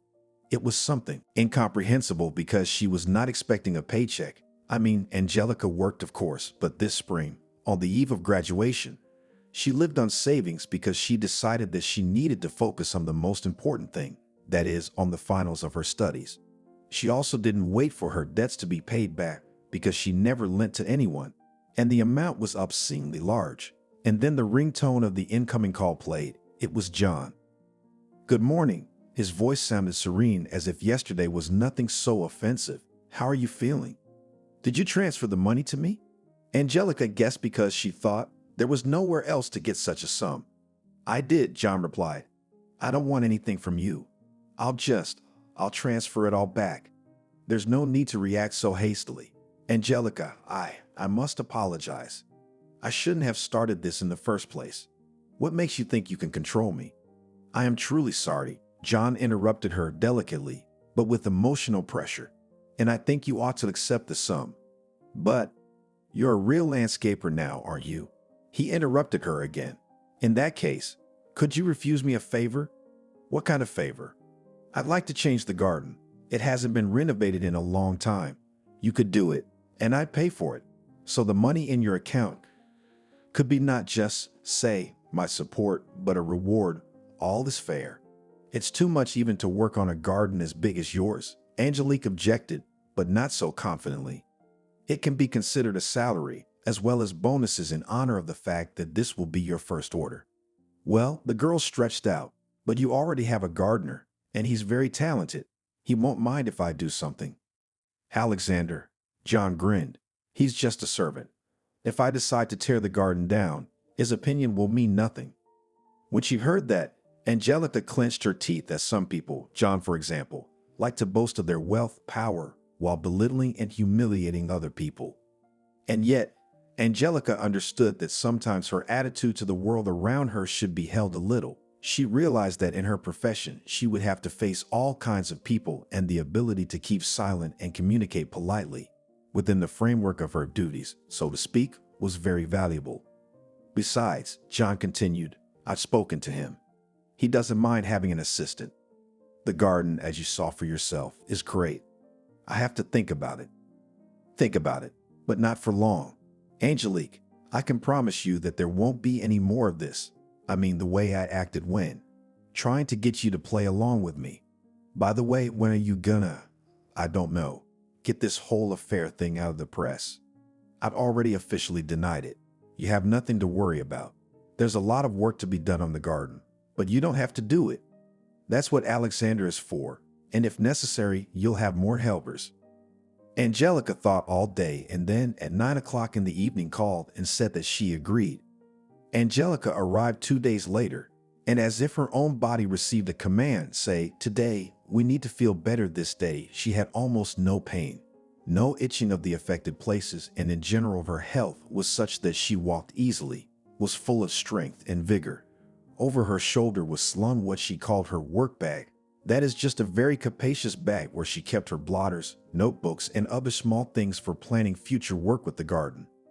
Angelica was excited about her upcoming meeting with Alexander. John had told her that he was not against her participation in the work on the garden, but another person's intrusion into his possessions could bring difficulties. But Angelica was ready for them and decided that in the future the garden would be realized only those ideas that Alexander would really support. She would not insist and argue. "Hello," Alexander smiled at her. "So it means that I will not work alone." He looked at her carefully. Well, let's see what they teach landscape designers today." "Didn't you study?" Angelica asked. "Not really. I don't have a diploma, if that's what you mean. My teacher was Billy. Have you heard of him?" The girl gasped and nodded. "Of course you haven't." In his time, this man was known for his ability to create luxurious gardens for the elite of the Soviet Union. He was even allowed to participate in several international exhibitions, and it was believed that his rose gardens are unrivaled even in England itself, where it would seem roses were one of the favorite flowers since the Victorian era. "So how did you learn from him?" "It's just that my grandmother knew him. I mean, her cousin was a dressmaker from whom Billy's wife often ordered outfits. And it just so happened that they met. It's a long story, some other time. Right now, we got more important things to talk about." We talked about the upcoming. Angelica hastened to clarify that personally she would not want to change anything in the garden drastically, for example, to remove trees. It seems to me that a garden is like a stone, the cut of which can be renewed and its beauty emphasized with a skillful setting. I like the way you think, Alexander said. So I suggest that we include this in our project. It turned out that Alexander was really talented and without any diploma. Angelica noted his deep knowledge of plants and the principles of garden design. They talked, listening attentively to each other, then began to argue. Time flew by unnoticed. When it was time for lunch, Alexander went to the house and came back with sandwiches, salad, pie in the style of charlotka, but with pears and bottles of lemonade. We spread a blanket and settled down on the grass. And then, Angelica got used to working together with Alexander very quickly. Soon they started some practical tasks. It was possible to plant perennials. They just had time to get used to the new place before wintering. However, Alexander was always trying to take on the heavy work. Angelica, in response, constantly took offense and never tired of reminding that she, of course, has some health problems. But that does not make her helpless and useless.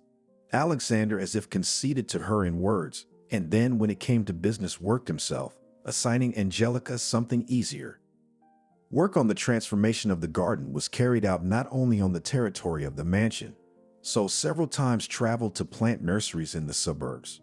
Once Alexander invited her to an art exhibition where they wandered, admiring the art of the peoples of Africa, talking about life and along the way drawing inspiration for his project. He and she thought to bring a pinch of exoticism. It was strange and surprising, but very soon Angelique began to perceive Alexander not only as a partner in work. She realized it when it started to rain, popped into the nearest cafe to wait out the downpour.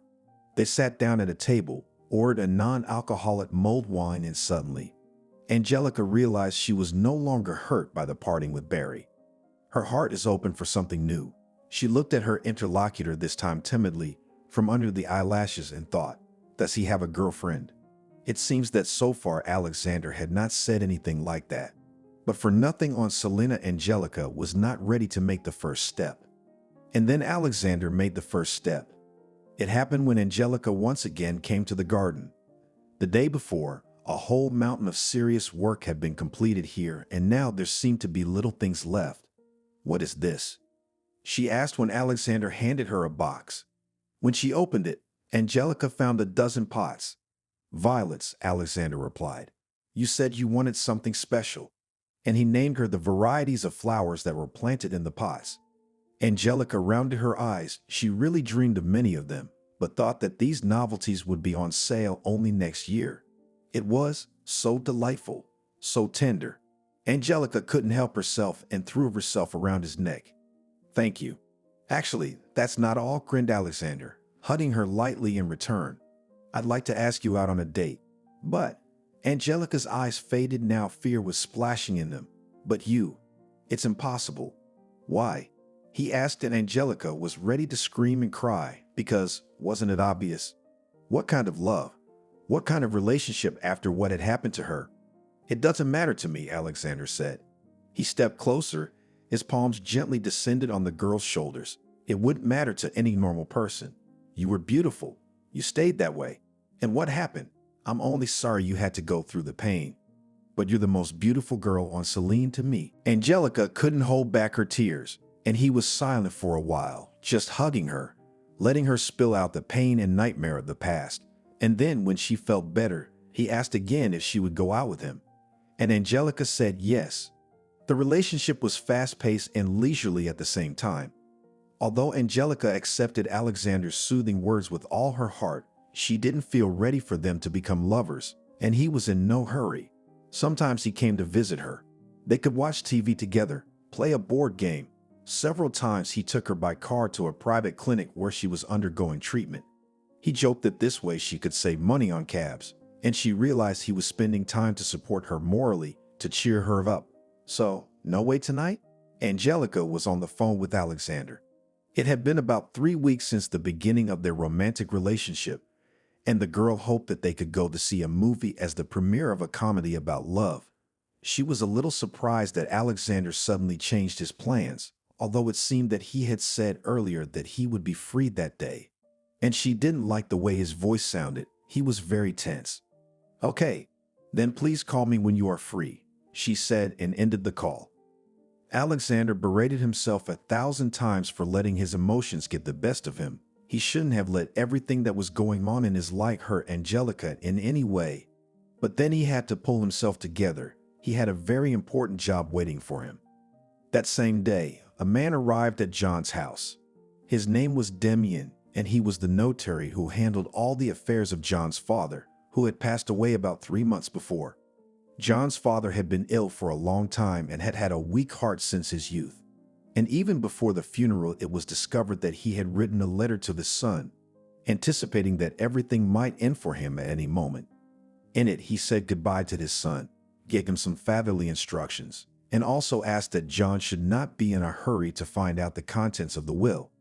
His father had wanted his promulgation for John to take place 3 months after the funeral. John was quite surprised by this decision of his father's, but then he decided that, in principle, he would not oppose his father's last will and testament. And so the day came. "Are you ready?" The notary addressed John as they entered his father's study. Naturally, Stone nodded and sat down in the chair. The notary took a seat across from him at his father's desk. He began to unfold the papers without hurry. "So, can we begin?" John was in no hurry, but it seemed strange to him that the notary was slow. He also looked at his smartphone, as if he was waiting for a call from someone right now, during his important working hours. "We're waiting for one more person," Demian said. "What? What are you talking about?" John frowned. "I don't understand." His comprehension became even less just to the level of the Mariana Trench when the office door opened and Alexander entered. The gardener had changed his clothes. Usually he wore jeans, some ridiculous motley shirts or plaid shirts. Now he was dressed in a strict dark blue suit, white shirt and tie. Alexander said hello and walked over and sat down in the second chair next to John. "What are you doing here?" John frowned even more, then turned to the notary. "What's going on?" "Please calm down," the man replied. "Everything is happening strictly in accordance with the will your late father expressed, and I have been instructed by him, as his lawyer and friend, to do the following. The fact is, about 25 years ago, your father had an affair." John listened with bated breath. He was basically aware that his father often cheated on his mother. It had eventually led to their divorce years ago, and she had moved far, far away altogether, abandoning her son. She simply said that John was a big boy and she was tired of everything and wouldn't tear him away from his father. That affair was like a fleeting thing. She was just a maid in that house. And then when John's father decided it was time for that fun to end, the woman didn't mind. She only asked to keep her where she was because it was a good job. She never made any claims to John's father. She generally settled her personal life. Married, had a child, divorced. 5 years ago, the woman was diagnosed with oncology and John's father did not leave her until the end help with medication, treatment. "Why are you telling me all this?" John asked nervously. "I don't understand. And what is he doing here?" John nodded at Alexander, who sat motionless and stared at the portrait of the dead owner of the house and one of the biggest businessmen in the city. "Show a little patience, if you would be so kind. I've come to the most interesting part," Demian replied politely. And then, in a few phrases, he outlined something important. Hearing this, John experienced a real shock. He simply could not believe that it was true. What he heard was that the child born to the maid was his father's child. The woman kept this secret until her death, and John's father, in turn, until his own. He spoke to the son Alexander and was forgiven. He also put him in his will. The last 3 months had been spent preparing all the documents to prove their kinship, as well as legal preparations in case John decided to somehow prevent his brother from getting his share of the inheritance. "No, it's true." The notary interrupted John delicately but firmly and stood up. Alexander stood up after him. "From my position as a person who knows the rules and is familiar with your late father's opinion, I can say that the best solution in this situation is reconciliation. I am not asking you to call me brother." Alexander spoke for the first time. "I do not aspire to be part of your family. I had my own family, but I'm also not going to give up what my father decided to pass on to me. And why? Why did you work here as a gardener next? That thought was very preoccupying John now, almost more than any other. I gave this garden many years, Alexander grinned. I wanted to give it a proper farewell. Autumn is a good time, by the way. But as of today, I am no longer your gardener, brother. I'm leaving. The door closed behind Alexander. John sat in the chair and looked at the notary. Is there something you want to ask? Demian said politely. How long have you known all this? Your father initiated me into everything about 4 months ago, right after he told Alexander about it. And you've been pretending to be a friend of my family the whole time. John rose from the table. I did what I was asked to do. And naturally, I have also fulfilled all my obligations in good faith, the notary replied, rising and collecting the papers. I don't need your services anymore, John spat out. The man was already shaking a little with anger, realizing that he had been deceived cruelly. His own father had not seen fit to reveal to him such an important truth. Well, Demian nodded. I had envisioned such a development, but unfortunately, we still have to settle all the questions concerning the inheritance. After that, of course, I will transfer all my affairs to your new lawyer. Alexander, hello. Angelica called Alexander. It was a surprisingly warm, sunny fall day outside the window. In principle, they had almost finished everything in the garden.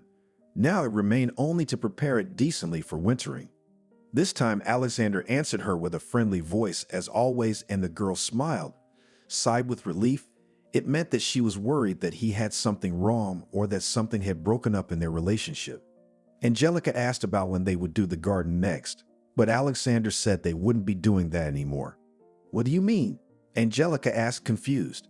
He answered that other people would take care of preparing the garden for winterization.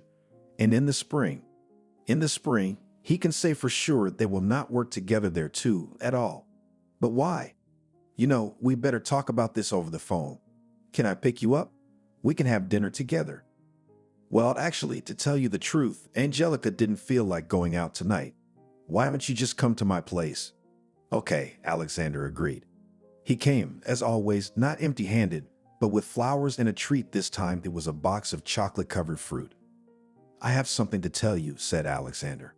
I'm listening. Angelica smiled warmly. They sat at the table in the small kitchen. The overhead light was out. The darkness was dispersed by the lights from the street and a small table lamp with a purple lampshade. Alexander began his story from afar. He remembered his childhood, how his mother had been evasive in answering questions about his father. How he grew up, in fact, in this Stone's mansion because his mother took him to work with no one to leave him with, and he sat quietly in the servants' quarters. Alexander brought his narrative to how a few months ago the old owner of the house confessed to him that he was his father. And then when he was gone, the lawyer gave him the details of the will. Alexander ended his story at a meeting with his brother. I understand that John, he's not guilty of anything. He didn't know. It's not like we grew up together. Alexander grinned. He didn't socialize with the children of the circle of people my mother and I belonged to. We were in different worlds. And the fact that I have money now, you could say that puts me in the circle of people John belongs to. But it doesn't. It doesn't change anything. I just have money now. That's all. I thought so much about what to say to him. And then I realized there's nothing to say. I can't say I understand you. Angelica reached out to him and covered Alexander's hand on the table with her palm and squeezed it lightly, reassuringly. I can only imagine how you feel. But I've been talking to John. At first I thought he was a wonderful man. He decided to help me. And I realize he's not a bad person, but I don't think you two are alike. You're very different. Earlier, Angelica had shared with Alexander the essence of the whole story, when John suddenly decided that making her his fake bride was a great idea. And for some reason, it seemed to Angelica that this act of John in its own way also affected Alexander's attitude to him, because it showed how easily this man is capable of deception for his own benefit. What are you going to do next? Probably buy a house and start growing my own garden.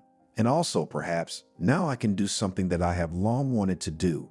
I had a dream to create my own plant nursery. That's great. Angelica supported him. I'm sure you'll succeed. There is one more thing. Please close your eyes. I'll just be a minute. Why?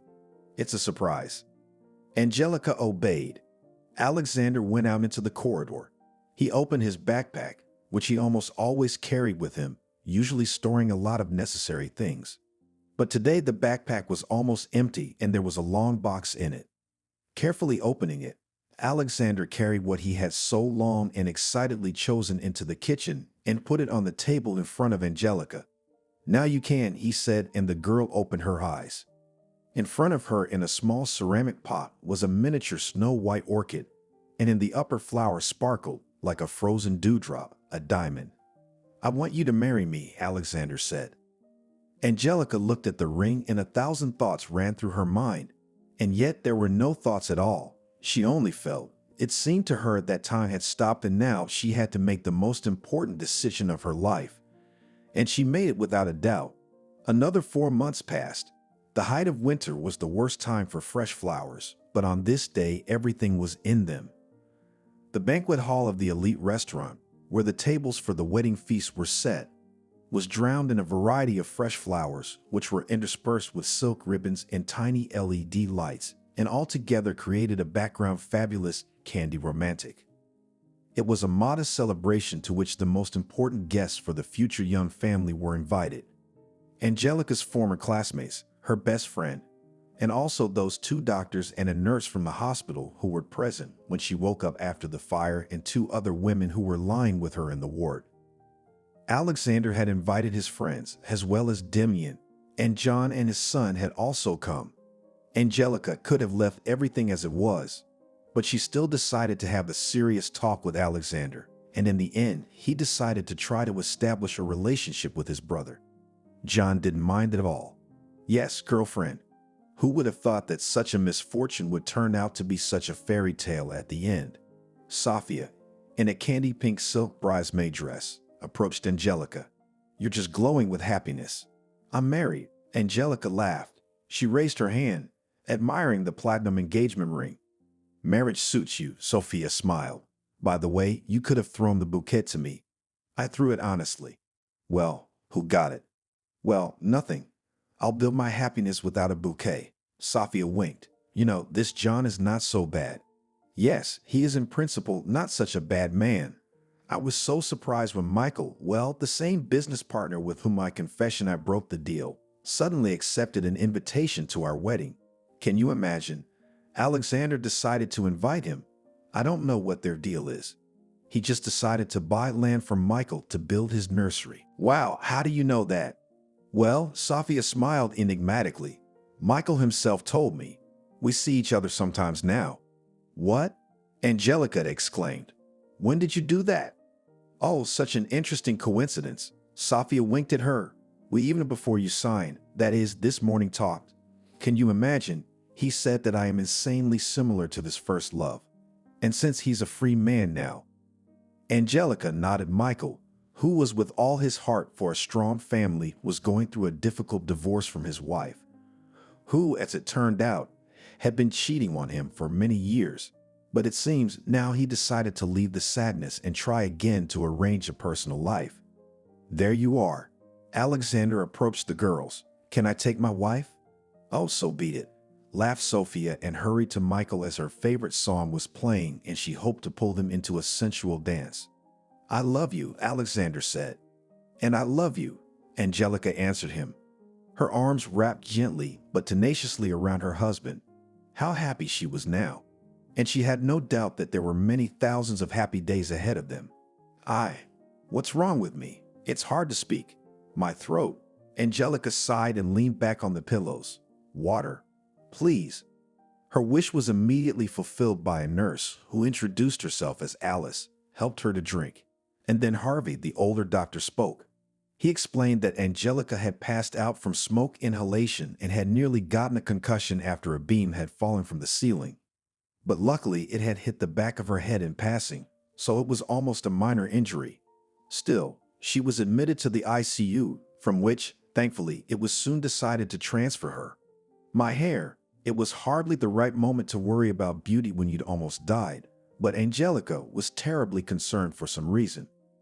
She had always been proud of her hair and had been growing it out since 4th grade. By the time she was 23, she had gorgeous, natural blonde hair up to her waist, thick and silky.